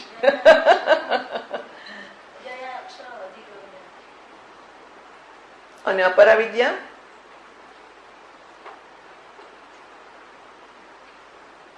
તત્ર અપરા શિક્ષા કલ્પ વ્યાકરણ નિરુક્તમ છંદસ જ્યોતિષમ. તો વેદાંગો છે અપરા વિદ્યા છે, અને ઋગ્વેદ યજુર્વેદ સામવેદ અથર્વ બધા વેદો પણ આવી ગયા અપરા વિદ્યામાં. અને પરાવિદ્યા કઈ છે? અથ પરા યયા તત અક્ષરમ અધિગમ્યતે. પરા એ છે જેના વડે એ અક્ષરનું જ્ઞાન થાય છે, એ પરાવિદ્યા છે. એટલે અહીં કહે છે કઈ વિદ્યા છે? ઉપસર્ગદ્વયના તયોઃ અભેદ નિશ્ચય રૂપા વિદ્યા યયા તદ અક્ષરમ અધિગમ્યતે. એટલે જે વૃત્તિ જન્મી, જે વૃત્તિ એ નિશ્ચય રૂપા છે કે બ્રહ્મ ને આત્માનો અભેદ છે, એટલે કે હું અહમ બ્રહ્મા છું, હું બ્રહ્મ છું. આ પ્રકારની વૃત્તિ જ્યારે જેમ ઘટાકાર વૃત્તિ, એવું વિચાર કરી શકો છો કે ઘટાકાર વૃત્તિ જન્મી પણ આ ઘડો છે એ ખબર ના પડે, બરાબર ને? આ ઘડો છે એ ઓળખાણ એ જ વૃત્તિ છે ને વૃત્તિ જ ઓળખ છે. એટલે ઘડાની ઓળખ ના જન્મે ને વૃત્તિ જન્મે એવું ના. વૃત્તિ મીન્સ કોગ્નિશન, પ્રત્યય. તો આ ઘડો હોય અને એને હું જોઉં ને વૃત્તિ જન્મે, તો ઘડાની ઓળખ જન્મવી અને વૃત્તિ જન્મવી એક જ વસ્તુ છે. એમ બ્રહ્મને આત્માના ઐક્યની વૃત્તિ જન્મે અને હું બ્રહ્મ છું ઓળખ ના જન્મે, એવું થાય, બરાબર? એટલે હું બ્રહ્મ જ્ઞાન થઈ ગયું, પણ હું બ્રહ્મ છે હું મટ્યો નહીં, હું બ્રહ્મ છે ઓળખ નથી. બાકી બ્રહ્મ જ્ઞાન મને ખબર પડી હું બ્રહ્મ છું. તો ઘટાકાર વૃત્તિ અને ઘડાની ઓળખ એક જ વસ્તુ છે. એમ બ્રહ્માકાર વૃત્તિ અને મારું બ્રહ્મત્વ, પૂર્ણત્વ, આનંદ ઘનત્વ. આ આનંદ એવું મહાન સ્વરૂપ છે કે એની વચ્ચે ખાવા માટે પૈસા જોઈએ એનો પ્રશ્ન જ નથી આવતો. બાકી સોશિયલ ઇમેજ તો મેં કીધું લગ્ન કરવું હોય ને આપણે કોઈ જોડે ભાગી જવું હોય તો સોશિયલ ઇમેજ ની ચિંતા કરે લોકો. એ વળી સોશિયલ ઇમેજ કઈ ભૂત છે. પણ આપણે એનો સામનો નથી કર્યો કોઈ દાડો. માયા વિચારમ ન સહતે. માયા વિચારને સહન ના કરી શકે. એટલે કે જો વિચાર કરી કે સોશિયલ ઇમેજ શું ભૂત છે, તરત તૂટી જાય. પણ આપણે વિચાર કર્યો નથી એટલે ચડીને બેસી ગઈ છે કે સોશિયલ ઇમેજ તો તોડાય ને, તો સાચવવી જ પડે, કામ તો કરવું જ પડે, નહીં કરવું તો શું થવું છે? શું થવું? એક જ સેકન્ડમાં તૂટી જાય. હા, જો સામનો કરવા જઈએ I don't care for social image, so what? મારા પરિવારના બધું સોશિયલ ઇમેજ સાચવીશ? What do you mean? નહીં, ખલાસ. જો સામનો કોઈનું કીધેલું કશું નહીં થાય, પણ હું જો સામનો કરીશ તો મારા સામનાની સામે કોઈ ખોટા ખ્યાલની ટકવાની હિંમત જ ના હોઈ શકે. એટલે આવી વિદ્યા, આવી ઓળખ મારી પૂર્ણતાની, આનંદની, અને એ આનંદની ઓળખની સામે પેલું ભેળપુરી ને ભાજી પાઉં ને શું સોશિયલ ઇમેજ ને આવી બધી વસ્તુઓ, તો ઇટ હેઝ જસ્ટ એટલી બધી ક્ષુલ્લક છે. આવી આપણે સાંભળીએ ને પછી કોઈને આવું કહીએ, પ્રવચન કરવાનું, ઘેર જઈને કહેવાનું, આપણે 2-4 જણા પકડી લાવવાના, ઘરના બધા પત્ની બાળકો બધા ભેગા કરી દેવાના. જો બ્રહ્મજ્ઞાન મહાન વસ્તુ છે કે એની સામે ચોકલેટ ખાવી છે ને, અરે આ તો કિંમત જ નથી એની, છોકરાને ખવડાવી દેવી ચોકલેટ, જુદી વાત છે. પણ છતાં હું પ્રવચન તો કરી જ નાખું. એટલે એમના કારણે તો પડતું જ જશે, પણ આપણો પાઠ પાકો થશે. એમનું જે થશે તે, પણ આપણો પાઠ પાકો થશે કે આમાં તો જુઓ, બોલવામાં એક કન્વિક્શન આવતું જાય છે. When you keep speaking. શિક્ષકો આ બધા બ્રહ્મચારીઓને પ્રવચન એટલા માટે કરાવતા હોય છે કે અહીં બેસો હોય ને ત્યારે એ પૂર્વ પક્ષી હોય, પણ ખુરશી બેસે સિદ્ધાંતિ થવું પડે ને, એટલે પછી એને બ્રહ્મના પક્ષેથી જ બોલવું પડે ને. એટલે એને કહેવું પડે પૂર્ણ છે, તું પૂર્ણ છે, પછી બહાર જઈને જે કેવું હોય તે કે. પણ ખુરશી બેસીને એને બ્રહ્મનો પક્ષ લેવો પડે, પૂર્ણતાનો પક્ષ લેવો પડે. પ્રવચન તો કરવું જ. જે કાં તો લોકો પેલા ગ્રુપ વોટ્સએપ પર પોતે પ્રવચન કરીને ફરતું કરી દે છે, જાત જાતના લોકો, જેને ગીતાનો શબ્દ ના આવડતા હોય તો આપણને તો ખબર જ ના પડે, હે આ ગીતાના પ્રવચનો કરે. એનો ગ્રુપ હોય, આપણને કે તમારી જરૂરત કે છે, મારું મોટું ગ્રુપ છે. બહુ આવું મને કોઈ યાદ આવી ગયું મને. એટલે આપણે એવું બનાવી દેવાનું અને પ્રવચન શરૂ કરી દેવાનું. જે સાંભળે કે નહીં, જે કરવું હોય તે કરે, પણ આપણને પ્રવચનની તક મળવી જોઈએ. આજે વિદ્યા જન્મ ને ઓળખ મારી પૂર્ણતાની, અને એને માણીએ. કેટલી મજા, બોલો હું પૂર્ણ છું. આનંદ આનંદ, કેવો આનંદ છે, આનંદ વરસે છે, બસ આનંદ આનંદ છે. અને અભ્યાસથી જ થશે. હા, આ આનંદ લાડુમાં છે કે આનંદ સ્વરૂપમાં છે, આ બધી વસ્તુઓને એટલી ખાતરીપૂર્વક સ્વીકારીએ અને ઓળખીએ કે લાડુમાં આનંદ છે, માત્ર ને માત્ર નિશ્ચય છે. નાનો બાળક હતો ને માએ પકડીને ખવડાવી દીધો, ત્યારથી મને લાડુ લાડુ લાડુ. હવે ડોક્ટરે ઘુસાડ્યું લાડુ એટલે મરી જ ગયા. હવે જો લાડુ ખાતો તો પહેલા આજે તમે આજે જ હોસ્પિટલમાં કાલે તો ભગવાનને જ ક્યાં પહોંચી જશો. જુઓ, જેવો નિશ્ચય બદલાશે ને તેવો બદલાઈ જશે. એટલે કેવળ અને કેવળ આપણા અભ્યાસથી જ આનંદનો નિશ્ચય છે કે લાડુ ખાવો એટલે આનંદ, કે લાડુ ખાવો એટલે ઝેર, કે લાડુ ખાવો એટલે મોત. કયો નિશ્ચય સાચો છે? કશું નહીં. જેના મનમાં જે જન્મ્યો તે નિશ્ચયથી સુખ આવે છે. હું અભ્યાસ કરતો જાઉં, નિશ્ચય કરતો જાઉં કે સ્વરૂપમાં સુખ છે. નહીં ખાવ લાડુ, જોઈએ શું થાય છે. બનાવે છે છતાં નહીં ખાવ, મને બહુ જ ભાવ છે તોય નહીં ખાવ. દાળ ભાત શાક ખાવ, જોઈએ આનંદ આવે છે કે નહીં. અને દાળ ભાત શાક ખાઈને મારી જાતને કેટલી મજા પડી ગઈ ને કે આ મસ્ત દાળ ભાત શાક છે. લાડુ હતો દાળ ભાત ખાવાની મજા જ ના આવી હોત, કેટલો આનંદ આવે. Let me enjoy, let me relish. હું મારી જાતને બહુ આમ બાદશાહીથી કહું. હા, હમણાં વચ્ચે પેલો વોટ્સએપ પર કોઈ મૂક્યું હતું, નાનું છોકરું કપડાં વગરનું, અને આમ ચારે બાજુ ઈંટો લગાડી, પાછળ ઈંટો ને સાઈડ ઈંટો, ખુરશી જેવો આકાર બનાવ્યો સોફાનો. પછી આમ બેઠું હતું છોકરું નાનું. તો કે છે રાજા થવા માટે સિંહાસનની થોડી જરૂર પડે છે. બસ હું રાજા છું, બેસી ગયો. એમ મારે મારી જાતને માણવાની છે. તો મને કોઈ ના કહી શકવાનું છે? આપણે ગાંડા નથી એટલે પેલા ઉકરડા પર જઈને નાચવાની વાત નથી કરતા આપણે, કે રસ્તા પર આમ નાચતો હોય એ ગાડો ખરેખર ગાડો છે. આપણે ડાયા છીએ, પણ ડાયા હોવા છતાં આનંદને માટે હું કશા પર આશ્રિત નહીં રહું. મારી સ્વતંત્રતા છે કે મારે શેમાંથી આનંદ લેવો, અને મારે નક્કી કરવું કે પહેલો લાડુ એટલે આનંદ, બીજો લાડુ નહીં જોઈએ. ખલાસ. કોઈ જગ્યા, કોઈની હિંમત નથી મને આનંદ આપી શકે. હું આમ ડેલિબરેટ, ઇમ્પલ્સિવ માંથી ડેલિબરેટ મારે થવા જ માંડવું પડે. એ તો માણસનું કામ છે. આવેગાત્મક જીવન ચાલે જ નહીં. એમાંથી વિવેકાત્મક જીવન મારે ક્ષણ ક્ષણના પ્રયત્નથી ઉભું કરવું જ પડે ને કરવું જ પડે. હું માણસ છું. આપણને કહીએ માણસ છીએ, ખબર પડે છે. છોકરાને કહીએ છે અક્કલ છે તો માણસ છે, પશુ નથી કે આમ માથું નાખીને ખાય છે. આપણે એને કહેવું જ કેવું, આપણને કહેવાનું માણસ છીએ આપણે. આપણાથી ઇમ્પલ્સિવ ના થવાય. આપણે વિવેકથી ચાલવું પડે. કયું યોગ્ય છે, શું કરવું જોઈએ, શું જોઈએ જિંદગીમાં, શું શોભ્ય છે આપણને. આવું થાય, પેલું ના થાય, ના થાય તો નહીં કરવાનું, પૂરું થઈ ગયું. થાય કે ના થાય, મારે ચૂપ કચકચ ને મારું માથું દુખી ગયું. અમે બધાને સાંભળ્યા જાઉં, જાત જાતનું નાટક કરે કે અભી મારું માથું દુખી ગયું, પૈસા આ વાત ના કરી શકાય. એટલે મારે ભાવે કરવું છે. એનો સિમ્પલ એવો જ થાય. મારે મારું ધારું કરવું છે. તમારું પ્રવચન તમે તમારી પાસે રાખો, મારે સાંભળવું વગેરે. આ વિદ્યા પ્રત્યેક બ્રહ્મ ગોચરા, બ્રહ્મમય કે ગોચરા વિદ્યા વિદુષા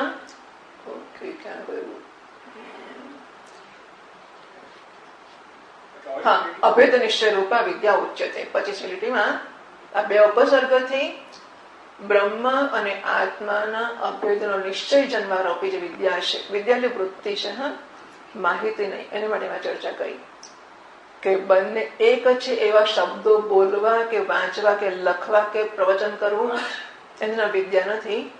વિદ્યા એટલે એ મારી ઓળખ જન્મે. મેં ઘડો જોયો જ ના હોય અને ઘડાનું પ્રવચન કરું કે ગોળ હોય છે, નીચે ચપટો હોય છે, ઉપર મોઢું ખુલ્લું હોય છે ને આવું તેવું, તો એને વિદ્યા ના કહેવાય. વિદ્યા કોને કહેવાય? જયારે મેં ઘડો જોયો છે હું સ્પષ્ટ રીતે ઓળખું છું અને પછી હું પ્રવચન કરું, એને વિદ્યા કહી. પ્રવચન કરું કે ના કરું પણ ઓળખું, મેં જો પ્રત્યક્ષ જોયો અને ઓળખ્યો હોય એને વિદ્યા કહીએ છીએ. એમ મેં મારા સ્વરૂપના આનંદને અપરોક્ષ ઓળખ્યો હોય એને આપણે બ્રહ્મ વિદ્યા કહીએ છીએ. એના પછી વિશરણ. તો ચાલો ભાષ્ય વાંચી લઈએ. હું 371 પાના પર ત્રીજી લીટી વાંચું છું.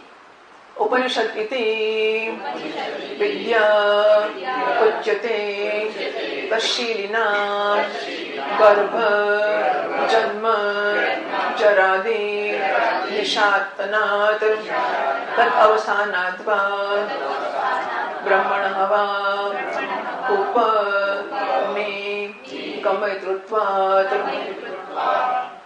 ઉપનિષદ કોને કહેવાય છે કે આ વિદ્યાનું નામ ઉપનિષદ છે.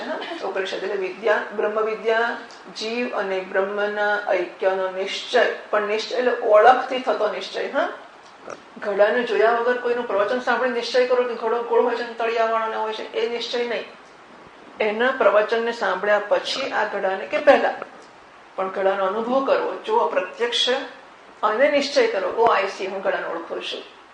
એ પ્રકારે જયારે હું મારા પૂર્ણત્વને ઓ વાહ નંદતી નંદતી નંદતી એવા, અને બને કે આપણે શરૂઆતમાં સમજ્યા છીએ નિશ્ચય. ઓળખ એક વસ્તુ છે જે નારાયણની કૃપા પર આધાર રાખે છે. વાત સાચી છે. નારાયણની કૃપા એટલે અંતઃકરણની પરિપક્વતા. કૃપા કહીને કે હાથ જોડવાની જરૂર નથી કે નારાયણ હું શું કરું, નારાયણ કશું નહીં કરે. મારે મારા અંતઃકરણને પરિપક્વને તૈયાર બનાવવું જ પડશે. પણ એ પ્રોસેસમાં હજુ એટલું તૈયાર નથી. તો શું? તો ત્યારે મનમાં એમ થાય કે આ માણસ અહીંથી જતો રહે ને કઈ તો કાઢી મૂકી એને વાગે કે કંઈક થાય, ના આવે તો સારું, એવું થાય મનમાં. કારણ કે મારા કરતા થોડોક હોશિયાર છે.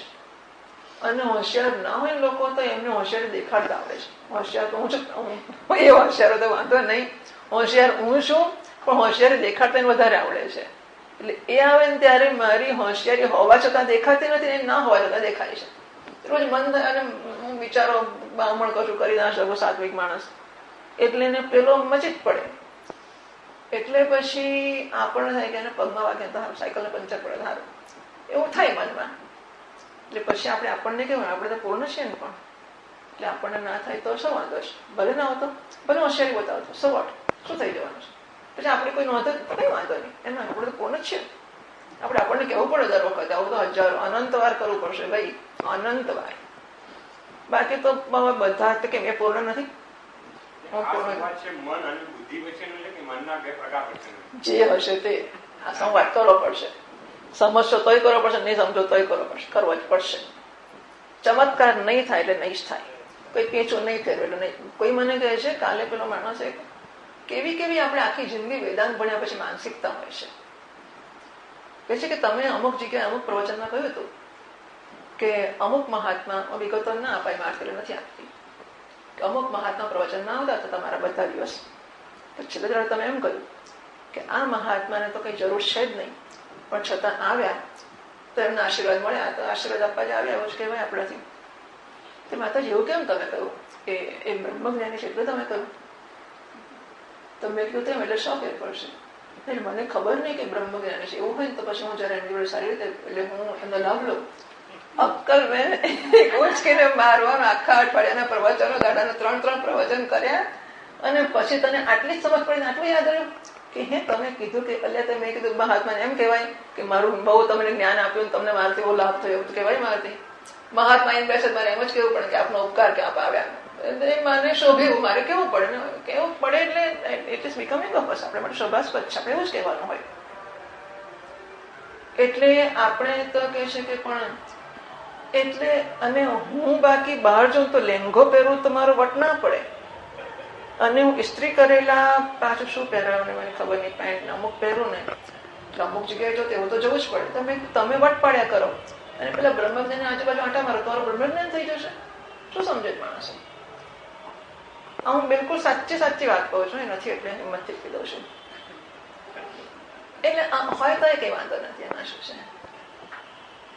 પણ એટલે આવી બધી કલ્પનાઓ કરવી કે કોઈ માથે હાથ મૂકશે, કોઈ પીછું ફેરવશે, બધું જાતે પોતે એક ખૂણો ખાંચરો બરોબર સાફ કરવા પડશે. વી હેવ ટુ ફેસ આપણા મનની બધી વૃત્તિઓને, દાનતોને, અંચૈયોને, લુચ્ચૈયોને, બધી જ વસ્તુ સાઠ્ય જે બધાને ઓળખવું જ પડશે. અને બધાને કેવું પડે આપણે તો પૂર્ણ છીએ, જા, તારી જરૂર નથી મારે. હે અંચઈ તું જા, હે જુઠ્ઠાણું તું જા, હું પૂર્ણ છું, મારે જુઠ્ઠું બોલવાની કઈ જરૂર નથી. સાચું બોલશું તો પકડી જઈશું કે ચા આપણે પી ગયા હતા, કપડા સૂકવ્યા તો કપડા અમુક જગ્યાએ સૂકવે એટલે પેલું 2 તાર આમ થયું હોય ને ત્યાં સૂકવે એટલે ખેંચ વાગે તો ફાટી ગયું. પછી કામવાળી પછી તે ખસેડ્યું હતું તો નહોતું જ ખસેડ્યું વિચારીએ. પણ જો આપણે કહીશું કે મેં ખસેડ્યું તમને ધમકાવશે, કેમ ખસેડાવ, ખબર ના પડી આવી જગ્યાએ. એટલે પછી આપણને બીક લાગે. એ બિચારો છોકરો તો જુદી વાત છે, આપણે હોઈએ તો શું કરીએ, સાચું તો કહેવાય ને કે મેં કરી દઉં. કારણ કે ફાટી ગયું તો ફટકે અમે મૂર્તા ખેંચ્યું ને સાડી એટલે ખબર પડી ચરડ થયું એટલે મેં તો ફાટ્યું કેમ, રોજ જ ખેંચ્યું હતું, રોજ જ સૂકવું છું. પછી નીકળ્યું, ફાટું પણ નીકળ્યું ના પાછું. પછી મેં નજર કરી ત્યારે ખબર પડી પેલા સાંધા પર હતો ને એનાથી આમ ભરાઈ ગયું હતું. એટલે મેં કીધું આવું થતું નથી કોઈ દાડો, તો ત્યાં ખસેડ્યું હતું. પેલી બિચારી છોકરી કહે છે કે ના એની માકે ખસેડ્યું હતું ત્યાં, ના નથી ખસેડ્યું. પછી એને મને બીજું કારણ આપ્યું કામ હશે, એટલે આ વાત સાચી છે. તો પણ સાચું બોલીએ આપણે તો પછી કેવું થાય, હું તો પૂર્ણ છું, પણ જે થાય તે થાય, સાંભળી લઈશ, પૂર્ણ છું. જો આ બધી વસ્તુઓ આપણને એમ કે ચોપડી ભણીએ ને ગોખી કાઢીએ, મંત્ર કડકડાટ બોલીએ, બ્રહ્મજ્ઞાન તો હું તો પહેલા જ નંબરનો બ્રહ્મજ્ઞાન, એટલે કશું છેલ્લા નંબરે ના હોય પણ ખરો ના પણ હોય. એટલે એના આ ફૂટપટ્ટી નથી, ટૂંકમાં ફૂટપટ્ટી આ છે. અને એના માટે જે મચી પડવું પડશે, ધીસ ઇઝ ચેલેન્જ લેવા જેટલી હિંમત હોય ને આપણી જિંદગીમાં કે 9 થી 9 નોકરી કરી શકો છો, આટલા પૈસા લાવી શકો છો, આટલી ક્રેડિટ ઉભી કરી શકો છો, કંપની આટલી ઊંચી લાવી શકો છો. અગર એ ચેલેન્જ ઉપાડી શકતો હોવ તો મારે મારી જાતને આ ઊંચાઈ આપવી પડે. ચેલેન્જ આને કહેવાય. ચેલેન્જ આને ના કહેવાય. હું એ તો બધા લોકો, કેટલાય લોકો આપણા કરતા કેટલું કમાય છે, કેટલું કરે છે. This is challenge. અને એમાં હું નક્કી કરું કે હું પહેલો લાવીશ નંબર કહીશ. પહેલો ગુસ્સાનો પહેલો જ કાઢી મૂકીશ, પેલા કરતા પહેલો ગુસ્સાને કાઢી મૂકીશ, પેલા કરતા પહેલો હું દ્વેષને કાઢી મૂકીશ, પેલા કરતા પહેલો ચોરીને અને જુઠ્ઠા જે કઈ બધું હોય છે બધાથી પહેલો કાઢી મૂકીશ, હું પહેલો નંબર લઈ આવીશ. અને આમાં કોઈ સ્પર્ધક નથી, બધા આપણે રસ્તો આપશે. પેલો હાચાને પૂછડો છે એને મોકલો, એ હાચો બોલશે. આપણે બાકી આપણે તો આઈસ્ક્રીમ ખાવા જઈશું. આપણને પેલો સગવડ એને પૂછશો જ ના આઈસ્ક્રીમ ખાવાનો, ચલો છાના માના જઈએ, બસ બસ સગવડ આપશે આપણને, જાઓ તમે તમારું ભોજન કરો. તો શીલીના ઉપનિષદથી વિદ્યા ઉચ્યતે. એટલે આ જયારે આવી મારી પૂર્ણતાનો ઓળખ પૂર્વકનો નિશ્ચય, પ્રિસિડેડ બાય રેકોગ્નિશન. પહેલા ઓળખ થઈ છે, પ્રિસિડેડ નિશ્ચય પહેલા ને પછી ઓળખ, પહેલા ઓળખ ને પછી નિશ્ચય, પણ બંને સાયમલ્ટેનિયસલી. ઓળખ્યા પછી નિશ્ચય ના જન્મ બને તો કોઈ કહેવું પડે બસ આજ. અને નિશ્ચય જન પણ ઓળખ ના જન્મ એવું પણ બને. બંને હશે તો ઘણું કામ કરશે, બંને સ્વતંત્ર પણ કામ કરશે, પણ બંને ભેગા હોવાની જરૂર તો છે જ. એવું જયારે થાય ત્યારે વિદ્યા કહેવાય છે. શું કરે છે તો શીલીના જે લોકો આ વિદ્યા પ્રાપ્ત કરવા માટે મચી પડ્યા છે. શીલ એટલે અભ્યાસ છે. જેવો અભ્યાસ આપણને નોકરી માટે, નાવા ધોવા માટે, ખાવા માટે, રસોઈ માટે, કપડા માટે, બધા કેવો અભ્યાસ, આમ જરાક સાડીને કળચડી પડે તો ના જ ચાલે. હા, આમ બરોબર અહીં બેસીને અહીંયા હોય તો અહીંયા બરોબર કરી દેતા છે, પછી આમ સરસ બેસી જાય. આવું જ હોય તો શું થઈ ગયું? આ બધામાંથી કેવો, એમાં કેવો અભ્યાસ, શીલ એટલે કેટલાય લોકો બાપુ જબરા 90 વર્ષની ઉંમરે પણ સાડી તો બિલકુલ આમ ટાઈટ હોય, ને જરા કરચરી ના હોય, ને ચાલે ને બોલે ને હાલે બધું બિલકુલ અપ ટુ ડેટ. શીલ એટલે હું શીલનો દાખલો આપ. શીલ એટલે અભ્યાસ, એટલે ટેવમાં જ આવી ગયું છે. એટલે માણસનો વ્યવહાર અમુક પ્રકારનો થઈ જ ગયો હોય. કેવું હોય છે, જેને જે કંઈક હોય તે સારું ખોટાની વાત નથી, પણ કેવા અભ્યાસના, એટલે આપણે કરીએ જ કરીએ, રોજે કરીએ, સવારે કરીએ, બપોરે સાંજે રોજ કર્યા જ કરીએ. એવું જયારે બ્રહ્મ વિદ્યા માટે મને થઈ ગયું છે કે મારી ક્ષણે ક્ષણ ને પળે પળને મારી વૃત્તિ બ્રહ્મ વિદ્યાની પ્રાપ્તિ માટે અત્યંત સભાનતાથી લાગેલી જ છે. અને એના સિવાયની કશી વસ્તુ માટે મને કોઈ અવકાશ નથી. જો નોકરી ધંધો કરતા હોઈએ ત્યારે પણ પૂર્ણતાને દોડ રાખીને કરી તો શકાય છે, ના કરી શકાય એવું નથી. હા, આપણે બહુ દોડાયા ના થઈ શકીએ, કારણ કે ત્યાં રહેવાનું છે, લોકો આપણે એક્સપ્લોઇટ કરશે, બધું થોડીક અક્કલ રાખવાની ખરી, પણ મારો સ્વભાવ ના બની જવો જોઈએ. ધારો કે કોઈ કોઈને અવોઇડ કરતો હોય, કોઈ પેશન્ટને ધારો કે ના હોય તો રોજ બતાવાઈ જાય, જાણે કે ભક્તિબેન તો ઉદાર જ છે ને, જઈ શકે જોઈએ, હા લાવો ને બા જોઈએ આપો બાને કંપની ના તો બિલકુલ કરીને ગપ્પા મારવા છું. પણ કોઈ બાજુમાં ઘરના બહાર રહેતા હોય ને, એમને એક ઘરમાં એકલા હોય, કંપની ના મળે, ભક્તિબેન પ્રેમથી વાત કરતા હોય, પછી જાય કે જરા જોઈ આપજો ને. એટલે પછી આપણે મર્યાદા મૂકી દેવી પડે. એટલે મૂર્ખતાને આપણે રજા નથી આપતા, એ ના ચાલે. એટલે એવું નહીં કે પૂર્ણતાના નામે મૂર્ખ બનીને આપણે આપણું શોષણ થવા દઈએ, પણ જોડે જોડે આપણે આપણી અંચયોને ઓળખતા જઈએ અને આપણા મૂલ્યની સ્પષ્ટતા કરતા જઈએ કે મારું મૂલ્ય તો એ જ છે કે હું પૂર્ણ છું, નહીં કે પૈસા પૂર્ણતા આપે છે કે નોકરી પૂર્ણતા આપે છે, એ નક્કી જ છે. પણ ચાલો આટલા વર્ષ મારે આ કરી લેવાનું છે કે આટલી મર્યાદા છે કે આટલા પૈસાની જરૂર છે, ફાઇન, અને ત્યાં પૂર્ણતાનું ધોરણ રાખીશ તો હું નહીં કામ કરી શકું આ લોકોની વચ્ચે, તો હું એ મારો વેશ બની જાય. મારું મૂળ સ્વરૂપ આ છે, પેલો મારો વેશ છે, અત્યારે એ મારું મૂળ સ્વરૂપ છે, અને અહીં આવું ત્યારે હું દંભ કરું છું, હું વેદાંતિ છું. અત્યારે શું થતું હોય છે કે ફૂલ ટાઈમ લાઈફ મારી પેલી છે, વ્યવહાર ને સંસાર ને આ ને તેને બધી મારી ફૂલ ટાઈમ લાઈફ છે, મારી રિયલ આઈડેન્ટિટી, મારી ખરી ઓળખ એ છે, અને અહીં આવું છું ત્યારે બહુ સિન્સિયર સાર્થક છે. એવો હું દંભ કરવાની દાનત નથી, પણ એવું થઈ જાય છે. હવે આપણે શું કરીએ, મન આવી જાતનું હોય છે, એવું કરે છે. ધીમે ધીમે ધીમે full time seeker and part time સંસારી. ધીમે ધીમે ફૂલ ટાઈમ એટલે ફૂલ ટાઈમ, પછી પાર્ટ ટાઈમ વસ્તુ જ ના હોય એને ફૂલ ટાઈમ કેવી રીતે કહેવાય? બસ. એટલે મારા પૂર્ણત્વની નોંધ લઈને પછી જરૂર પડે તો હું અપૂર્ણતાનો વેશ ભલે ભજવું, પણ ડેલિબરેટ, હું સભાન છું તો હું અપૂર્ણતાનો વેશ ભજવું છું, ખરેખર અપૂર્ણ નથી. એટલે કે એ કામ પૂરું થાય એટલે પાછો ખસી જવા તૈયાર છે. નહીં તો સરખ્યા જ કરું, પગાર 50 રૂપિયા, 51, 52, 53, 75 તો મારે જોઈએ છે. ધારો કે 55 તો જોઈએ છે, પણ 75 રિઝનેબલી ઠીક છે, એટલે થોડુંક વધારે સારું, ફાઇન, નક્કી કરી દઉં. પણ 76 હું ના પડી જાઉં, ડેલિબરેટલી 75 સુધી જવું અને 76 હોય તેને ફાઇન, મારે જરૂર નથી, તો ડેલિબરેટ છું. અને જો 75 ના 75 100 પણ થયા, હજુ 7600 માટે હું તૈયાર જ છું, દેટ ઇઝ ઇમ્પલ્સ. પછી હું એનાથી ખેંચાઈ ગયો છું અને એ મારું નિયંત્રણ કરે છે. એટલે કોઈને મારું નિયંત્રણ, કોઈ લાગણી, કોઈ પૈસા, કોઈ પ્રતિષ્ઠા, કોઈ સત્તા, કોઈ વ્યક્તિ, કોઈ સંબંધ, કોઈ ઇમોશન, કશાને નિયંત્રણ ના કરવા દો. મારું નિયંત્રણ હું કરીશ. નિયંત્રણ કોને નિયંત્રણ રાખીશું? હમણાં શું ભણ્યા હતા? શાસ્ત્રને. કોઈ પણ જગ્યાએ શાસ્ત્રને પૂછે શું કરવું, શું કરવું, શું કરવું? અરે શાસ્ત્રોને ત્યાં પૂછાય, ઘેર ના પૂછાય. હા, આપણે હોશિયાર એટલા હોઈએ કે શાસ્ત્ર પાસે ત્યાં બધું હસ્તે મળે હયા કર્યા કરીએ, બાકી બહાર લગ્નમાં જવું કે શાસ્ત્રને પૂછવા જવાતું હશે? ઘારી ખાવી કે ઘેબર ખાવું કે શાસ્ત્રને પૂછાતું હશે? ખાવાનું જે મળે તે આપણે ઘેર ઘારીને ઘેબર બનાવવાના છે. લગ્નમાં આપણને લોકો એવું ના બનાવે, પણ એક માણસ સરસ બધું ભગવાન અન્નકૂટ કરતો હોય, સરસ મેષાઈયા બનાવી છે જૂની આપણી, અને ઘારીને ઘેબરને બધું મળી ગયું તો શાસ્ત્રને પૂછવા જવાય?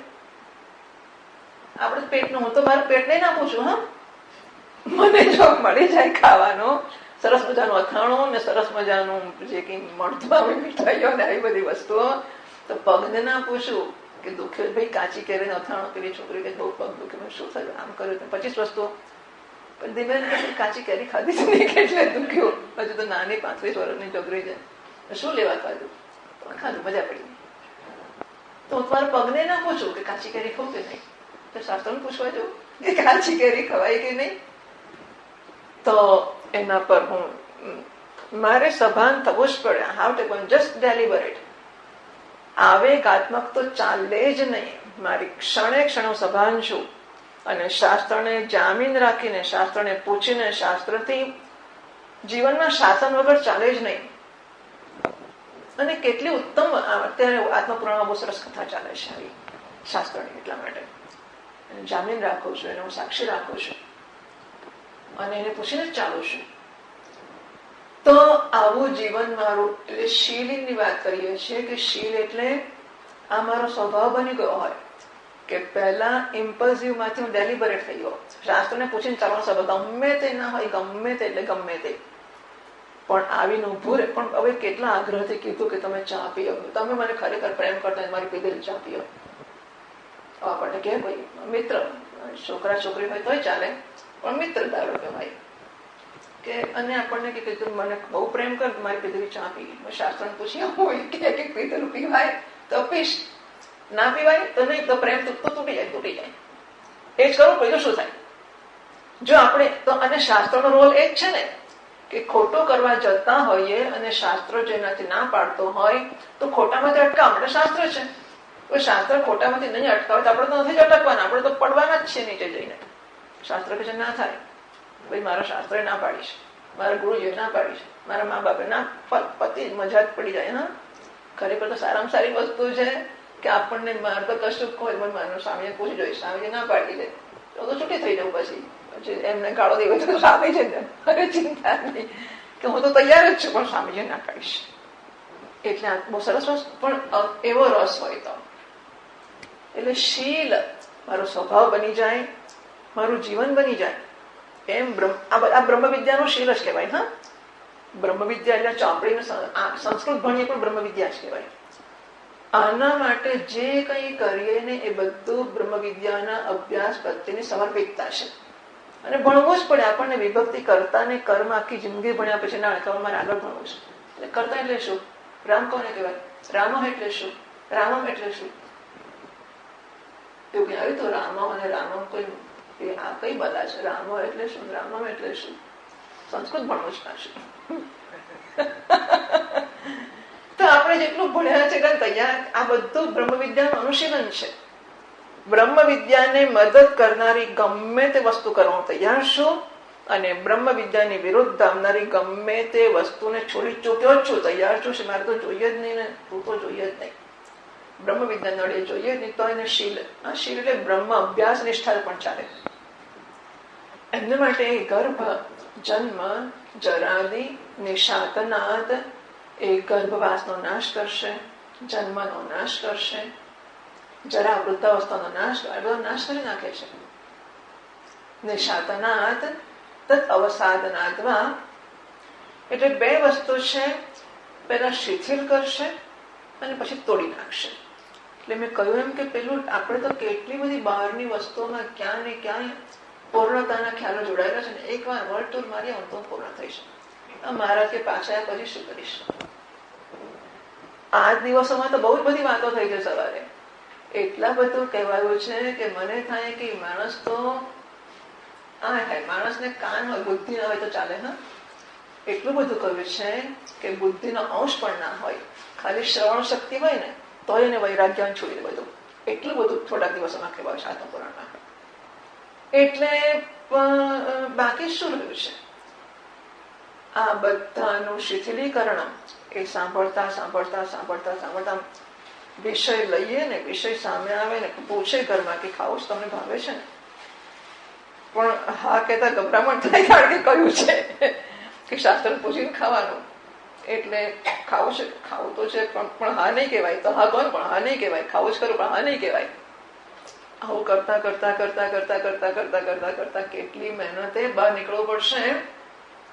આ બધા શિથિલીકરણની પ્રક્રિયા છે કે થોડું આમ તેમ કરતા એક જળો ખાઈએ લઈએ, બે જણા ના ખાઈએ, પાછું બે જણા ખાઈએ, પછી કોઈ ઘેર ખાઈ આવીએ, થોડું કોઈ પાર્ટીમાં જઈ આવીએ.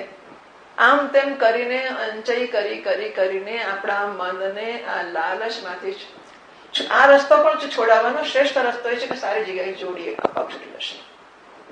શ્રેષ્ઠ રસ્તો એ છે કે મનને પ્રેમ જોઈએ છે અને એને આમાં પ્રેમ આપતા થઈ જશે. એટલા માટે શિક્ષકો, ગુરુને પ્રેમ, કોઈ પ્રેમ કરશે ના. અમે તો બધે જઈએ તો તટસ્થ જ રહીએ, એમ કે પ્રેમ થોડા કરી દઈએ મારો અત્યારે, પછી એના માટે દવા નથી. કોઈ જે પ્રેમ ના કરે છે કે બિચારા બહુ વંચિત લોકો છે, એટલે એમને માટે કોઈ દવા નથી. કારણ કે બુદ્ધિ તો સંસારને સત્ય માનવામાં જ લાગેલી છે. આ મન કે પ્રેમ એક એવી ફેકલ્ટી છે કે આ બુદ્ધિને પીગળાવે અને જરાક જરાક પેલા પ્રેમીને ખુશ કરવા માટે પણ એની દિશામાં ચલાવે. પણ પ્રેમ એ વળી પ્રેમ એવો કે પ્રેમ એમ ના કરો. ઘણા લોકો તો મજબૂત હોય છે, પ્રેમ ના કરે તો અઘરું છે. બુદ્ધિ નહીં કરવા દે કશું. બુદ્ધિ અડિયલ છે, જડ છે. એટલે સમજે તો ના છોડે. એટલે આ બધી ભયંકર વસ્તુઓ એ આપણે આપણું જોવું અંદર ઓળખવું પડે. કેવી ટગ ઓફ વોર ચાલે છે, પણ ચાલે તો ને, ચાલતી જ ન હોય તો ચિંતા જ નહીં. હું સમજુ છું આ બધી વસ્તુઓ કેટલી ઇટ ટેક્સ અ લોટ. નહીં તો મનુષ્યાણામ સહસ્રેષુ ભગવાન શું કામ કીધું હોય, કશ્ચિત યતતી એ સાંભળનારા હજારોમાંથી, ના સાંભળનારા તો પ્રશ્ન જ નથી આવતો, પણ સાંભળનારા હજારોમાંથી કોઈક પ્રયત્ન કરે છે ને પ્રયત્ન કરનારા હજારોમાંથી કોઈક. કારણ કે કોણે આવું માથામાં ગજ ઘાલ્યા છે કે આની પાછળ પડે, મારે તો આ જ જોઈએ, સ્વરૂપનું સુખ, બીજું ના જ જોઈએ. આવું જયારે થાય પેલા શિથિલીકરણ થાય, પછી અવસાદન, પછી એનો નાશ થાય. બ્રહ્મણ અપન્ય ગમૃતૃત્વાદ અથવા તો એટલે એક તો એનું અધ્યયન કરનારાના ગર્ભ જન્મ જરા વગેરેનો નાશ કરે છે એટલા માટે એને ઉપનિષદ કહે છે. અને બીજું બ્રહ્મની પાસે લઈ જાય છે એટલા માટે, નિશ્ચયપૂર્વક લઈ જાય છે એટલા માટે એને ઉપનિષદ કહે છે. આ વસ્તુ ટીકાકાર સમજાવે છે નીચે. આનંદગીરીની 11મી લીટીમાં નિશાતના શિથિલીકરણાર્થ. નિશાતનો અર્થ શિથિલીકરણ કરવો. આ બંનેનો અર્થ અલગ અલગ થાય છે. નિષાદનનો અર્થ ક્યારેક શિથિલીકરણ હોય ને અવસાદનનો નાશ હોય, ક્યારેક અવસાદનનો અર્થ શિથિલીકરણ હોય ને આવું બંને ચાલતું હોય છે. હવે વનમાલામાં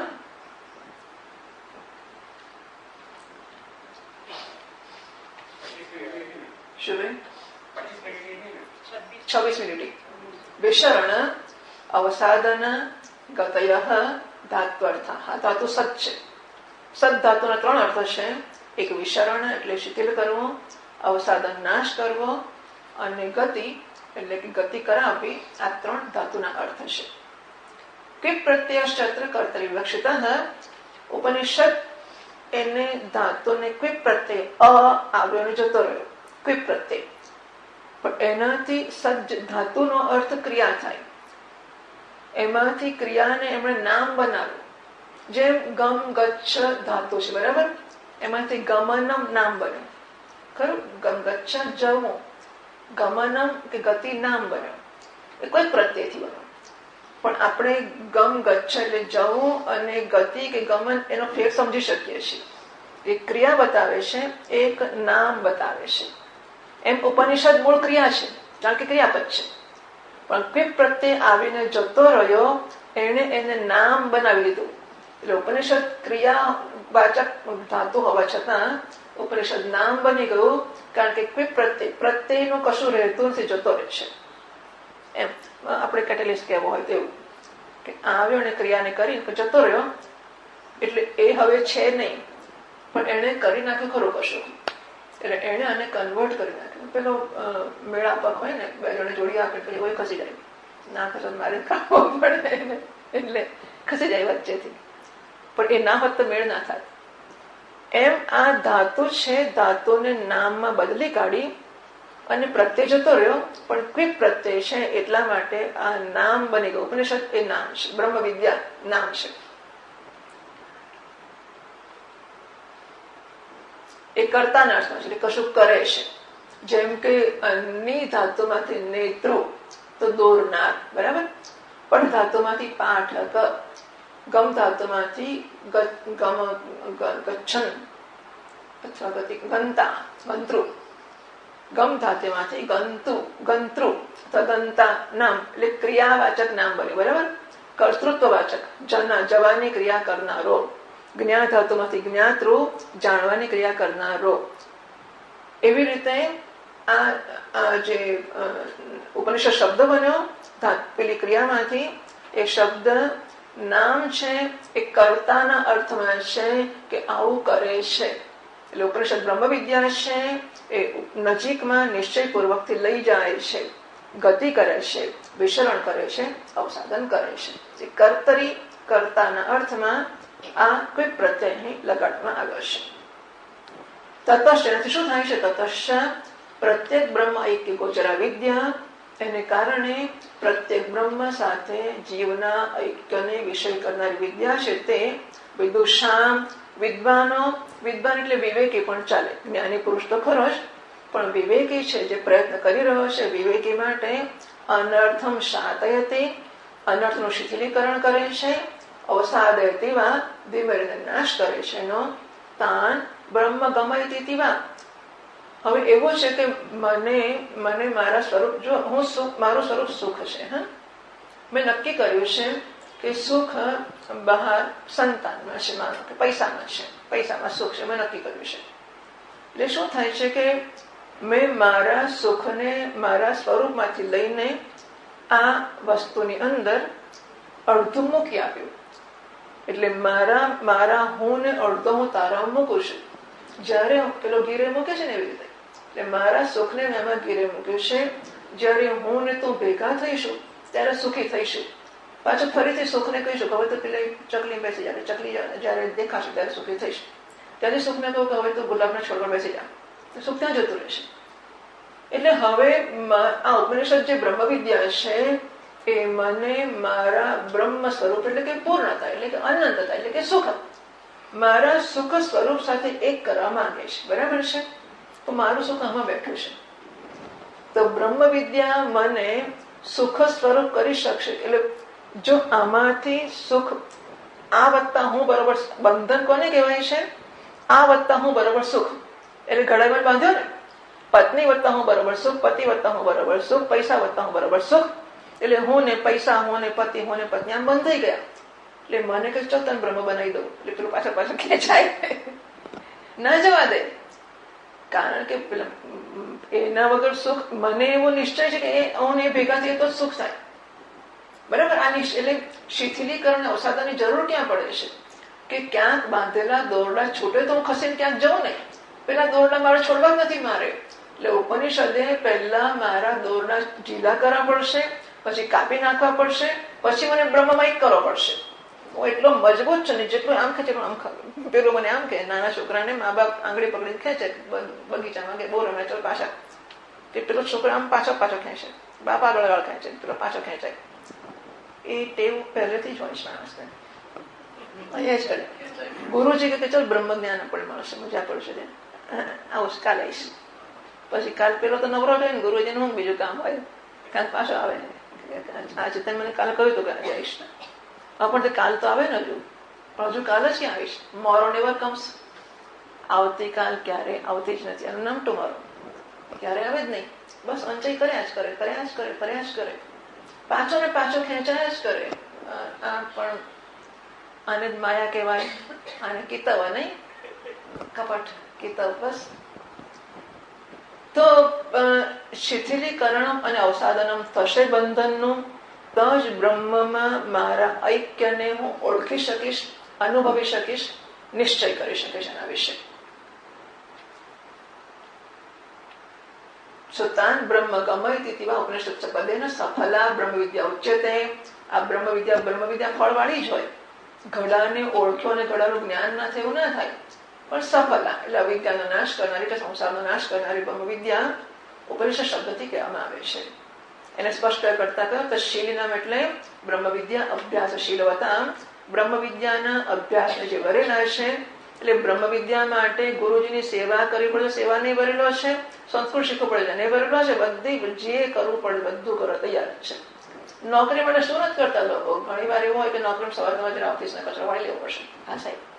અને પછી માણસો મેં જોયા છે કે પૈસા, નોકરી એટલે પૈસા જ ને હોય સાહેબ, નોકરીનો સાહેબ એટલે પૈસાનો સાહેબ. તો બધાને જી સાહેબ બધું કરે, હાજી. અને બાકી જેવો બહાર નીકળે તૈયાર છે બધા પર તૂટી પડવા માટે. એટલે સલામ ક્યાં ભરે? બસ આવું. એટલે આપણે આપણી જાતને જોઈએ કે આવું હું શું, હું ખાલી પૈસા આપે ત્યાં હાજી કરું, અને આ બ્રહ્મ વિદ્યા ત્યાં હું દાદાગીરી કરું, આપીશ કે નહીં, શું કરો છો પેલો? પણ આપણે નોંધ લેવી પડે નહીં, આવું થાય છે મારા વર્તનમાં, કેમ પછી કેમ થાય છે, શું થાય છે, એવું હું ધ્યાન રાખો ને નોંધ લઉં તો. એટલે જ્યાં મને ગરજ સમજાય ત્યાં અભ્યાસ અને હાજી જન્મે. બ્રહ્મ વિદ્યા અભ્યાસશીલવતા. આ નમ્રતા લાવવી, અમાનિત્વ, અદંભિત્વ, અહિંસા, શાંતિ પણ બ્રહ્મ વિદ્યાનો અભ્યાસ કહેવાય. હા, અને સંસ્કૃત પણ અભ્યાસ કહેવાય, સેવા કરવી અભ્યાસ કહેવાય, કર્મયોગ અભ્યાસ કહેવાય. અને કર્મયોગ મહાન આવશ્યકતા હોય છે, એના વિશે પણ ઢગલો કહેવામાં આવ્યું છે આજકાલ. કે કર્મયોગ એટલે હાડકા નમાવવા ને સેવા કરવા, એટલું બધું આપણું આમ ભલું હોય છે કે હું આને અગવડ નહીં પડવા દઉં. બાકી તમે જે કરો જે એટલે શું કરશે બીજું? પૈસા પૈસા તો ના જવાય સેવા ના, પણ કેવી રીતે તડકામાં કેવી રીતે સેવા થાય? તો તમે સંસ્કૃતના રૂપો ભોગશો, એ તો કેવી રીતે કરશો શું ત્યારે? બાકી તમે મોક્ષ આપી દો, મોક્ષ થઈ જાય. એટલે મારે છૂટવું તો છે જ નહીં. અને પછી મુક્તિ ક્યાંથી થાય? છૂટવું હોય તો મુક્તિ થાય ને. આને માટે જે કઈ જરૂર પડે એ કરવું, એ બધું બ્રહ્મ વિદ્યાનો અભ્યાસ જ છે. શાતનમ શિથિલીકરણમ તેષામ ગર્ભાદિના અવસાદનમ નાશનમ. તો ગર્ભ વગેરે એટલે કે જન્મ મૃત્યુનું ચક્ર એને પેલા શિથિલ કરે છે. શિથિલ કરવી ઈચ્છા જન્મવી કે છૂટવું છે, તત્પરતા જન્મવી, અને પછી કાપી જાય છે. ઉપને ગમેતૃત્વાદ પ્રત્યક્તયા પ્રાપેતૃત્વાદિત્યર્થ. તો નજીક ઉપર એટલે ઐક્યથી નિગમ એટલે નિશ્ચયથી, અને ગમેતૃત્વાદ તો ઐક્યને નિશ્ચયપૂર્વક પ્રાપ્ત કરાવનાર હોવાથી પ્રત્યક્તયા બ્રહ્મને હું તરીકે પ્રાપ્ત કરાવે છે. અત્યારે બ્રહ્મ કે મારું સુખ વિષયમાં બેઠું છે, એને ત્યાંથી ખેંચી ખેંચી ખેંચીને હુંમાં લાવી મૂકી દે છે. આ રહે તારું સુખ, સુખ મળે શું કામ ફાંફા મારે? સુખ આ તારું સ્વરૂપ છે. હું સુખને વહેંચી શકું છું, નહીં કે સુખ માટે ભીખ માગી શકું. મારે કોઈ જરૂર નથી ભીખ માગવાની. એવમ ઉપનિષદ પદસ્ય શદ્રુ વિશરણ ગતિ અવસાદનેષુ ઇતિ. વ્યાકરણ ધાતુ પાઠમાં આવું છે. શબ્દ શદ્રુ એવી ધાતુ હોય પાણીમાં, એમાંથી ખાલી સદ બચે, અને સદમાંથી પાછો ઉપનિષદમાં સંધિના નિયમ પ્રમાણે પાછો શબ્દ થઈ ગયો. વિશરણ એટલે શિથિલીકરણ, ગતિ એટલે ગમન કરાવે, અને અવસાદ એટલે નાશ કરે. એવો વ્યાકરણ શાસ્ત્રમાં પ્રસિદ્ધ છે, અને અનુસરીને અહીં 3 અર્થો દર્શાવવામાં આવ્યા છે. અર્થત્રયમ દર્શિતમ. ઇદાનીમ સ્વયં અર્થાંતરમ. આહ ભાષ્યકાર પોતે બીજો અર્થ ઉપનિષદ શબ્દનો કરે છે. ભાષ્યમાં વાંચ્યું, હું તમે હમણાં છેલ્લે તો 30મી પૂરી કરી, 30મી લીટી પૂરી કરી, 30 બધા શબ્દ વાંચી ગઈ 30મી લીટી, બરાબર. અને હવે ભાષ્ય 3જી લીટી વાંચું છું. છેલ્લો શબ્દ ઉપનિષન્નમ અસ્યામ પરમ શ્રેયઃ ઇતિ. આને ઉપનિષદ કહ્યું, એક કારણ તો બતાવ્યું કે આ નિશ્ચયપૂર્વક ઐક્યનું જ્ઞાન પ્રાપ્ત કરાવે છે માટે ઉપનિષદ છે, અથવા ભાષ્યકાર પોતે અર્થ આપે છે. અસ્યામ એટલે કે આ બ્રહ્મ વિદ્યામાં, પરમ શ્રેય ઉપનિષન્નમ, આ બ્રહ્મ વિદ્યામાં મનુષ્યનું શ્રેષ્ઠ કલ્યાણ છે એ સમાહિત થઈને રહેલું છે, માટે એને ઉપનિષદ કહેવામાં આવે છે. એ આનંદગીરી પણ સમજાવે છે 11મી લીટીમાં. અસ્યા વિદ્યાયામ નિમિત્ત ભૂતાયામ પરમ શ્રેયઃ એટલે કે બ્રહ્મ જીવસ્ય ઉપનિષન્નમ એટલે કે આત્મતયા ઉપસ્થિતમ ભવતિ ઇત્યર્થઃ. આ વિદ્યા પછી વિદ્યાનું કોઈ કારણ જ નથી, વિદ્યાની જરૂર નથી.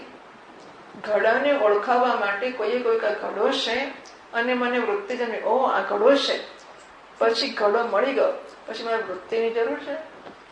ટેલિફોનથી આમાં નંબર લગાડ્યો અને સામે વાત શરૂ થઈ ગઈ, પછી ટેલિફોનની હાજરીની મને નોંધ પણ નથી. પછી હું ટેલિફોનથી વાત કરું છું, કયો ફોન છે કશી મારી નજરમાં છે જ નહીં. એનું કામ ખાલી મને સામા માણસ જોડે જોડવાનું છે. એમ વિદ્યાનું કામ પણ મને બ્રહ્મની ઓળખ કરાવવાનું છે.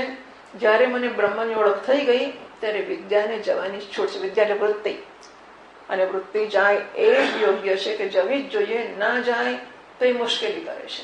એટલે વિદ્યા વૃત્તિએ પણ જવું જ જોઈએ.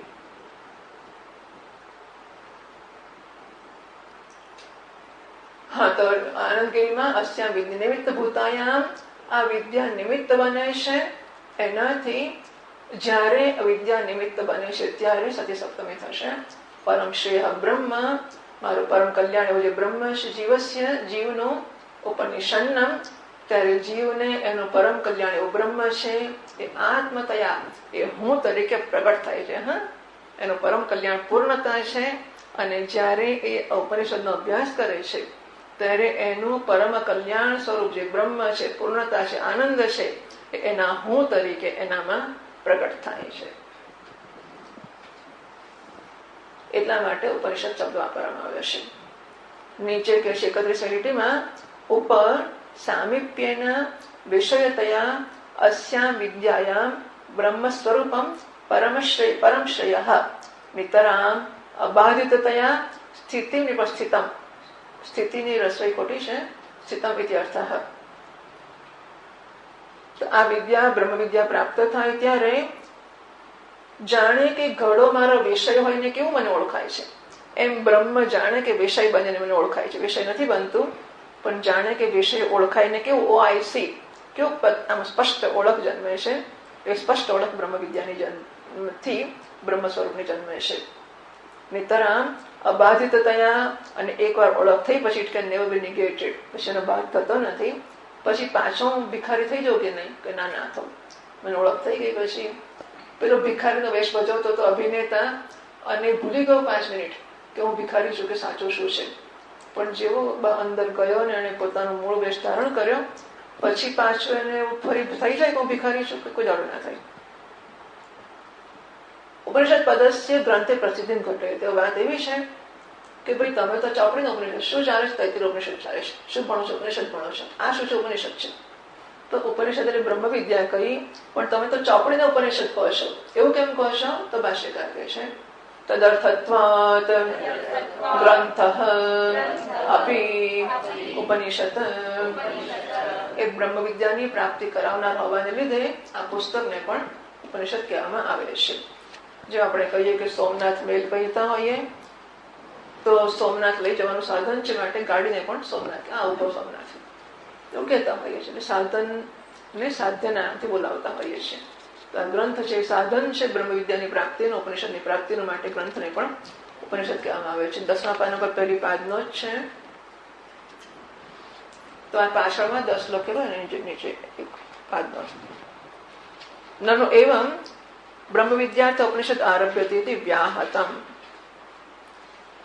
સ્વસ્ય સપ્રયોજનકત્વા અસંભવાદ ઇતિ આશંક્યાઃ.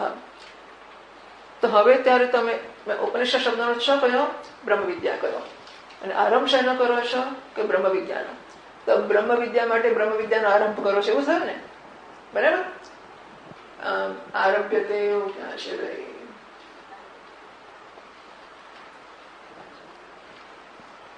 બેટા પાછળ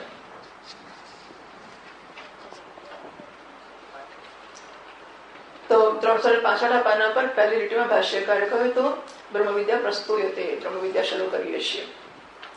તો બ્રહ્મ વિદ્યાની પ્રાપ્તિ માટે બ્રહ્મ વિદ્યા શરૂ કરો છો, એવો અર્થ થયો. એટલે પહેલી પાદનો કહે છે કે બ્રહ્મ વિદ્યાને માટે ઉપનિષદ એટલે પણ બ્રહ્મ વિદ્યા આરભ્યતે. તો બ્રહ્મ વિદ્યાની પ્રાપ્તિ માટે બ્રહ્મ વિદ્યાનો આરંભ કરીએ છીએ. તે વ્યાહતમ, તો આ નાશ થશે, એટલે વ્યાઘાત થશે બોલવામાં, કે તમે બ્રહ્મ વિદ્યા માટે બ્રહ્મ વિદ્યાનો આરંભ મળી જ ગઈ છે, તો આરંભ કરીને મેળવવાનું શું રહ્યું? એટલા માટે સ્વસ્ય સત્પ્રયોજનકત્વ અસંભવાત, પોતે પોતાનું પ્રયોજન સિદ્ધ ન કરે એવી શંકા કરીને કહેશે તદર્થત્વાત ગ્રંથ અપી. તો બ્રહ્મ વિદ્યાની પ્રાપ્તિ કરાવનાર હોવાને લીધે ગ્રંથને પણ ઉપનિષદ કહેવામાં આવે છે.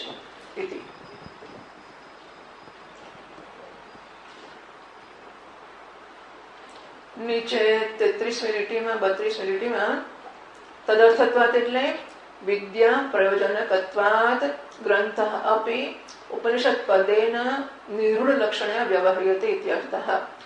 કારણ કે બ્રહ્મ વિદ્યાનું પ્રયોજન, બ્રહ્મ વિદ્યાની પ્રાપ્તિરૂપી પ્રયોજન સિદ્ધ કરનાર છે, માટે ગ્રંથને પણ ઉપનિષદ શબ્દથી રૂઢિ દ્વારા વ્યવહાર, ઉપનિષદ શબ્દ એની વ્યુત્પત્તિ કે ડેરિવેશનથી બ્રહ્મ વિદ્યામાં લાગુ પડે છે, પણ રૂઢિથી એટલે કે વ્યવહારથી ગ્રંથને પણ લાગુ પડે છે, કારણ કે એનું સાધન છે, બાકી ખોટું નથી. ઓમ પૂર્ણમદઃ પૂર્ણમિદં પૂર્ણાત પૂર્ણમુદચ્યતે પૂર્ણસ્ય પૂર્ણમાદાય પૂર્ણમેવાવશિષ્યતે. ઓમ શાંતિ શાંતિ શાંતિ. શંકરં શંકરાચાર્યં કેશવં બાદરાયણં સૂત્રભાષ્યકૃતૌ વંદે ભગવन्तૌ પુનઃ પુનઃ. ઈશ્વરો ગુરુરાત્મેતિ મૂર્તિભેદ વિભાગિને व्योमवद्व्याप्तदेहाय दक्षिणामूर्तये नमः। ॐ शान्ति शान्ति शान्तिः। हरिः ॐ। श्रीगुरुभ्यो नमः। हरिः ॐ।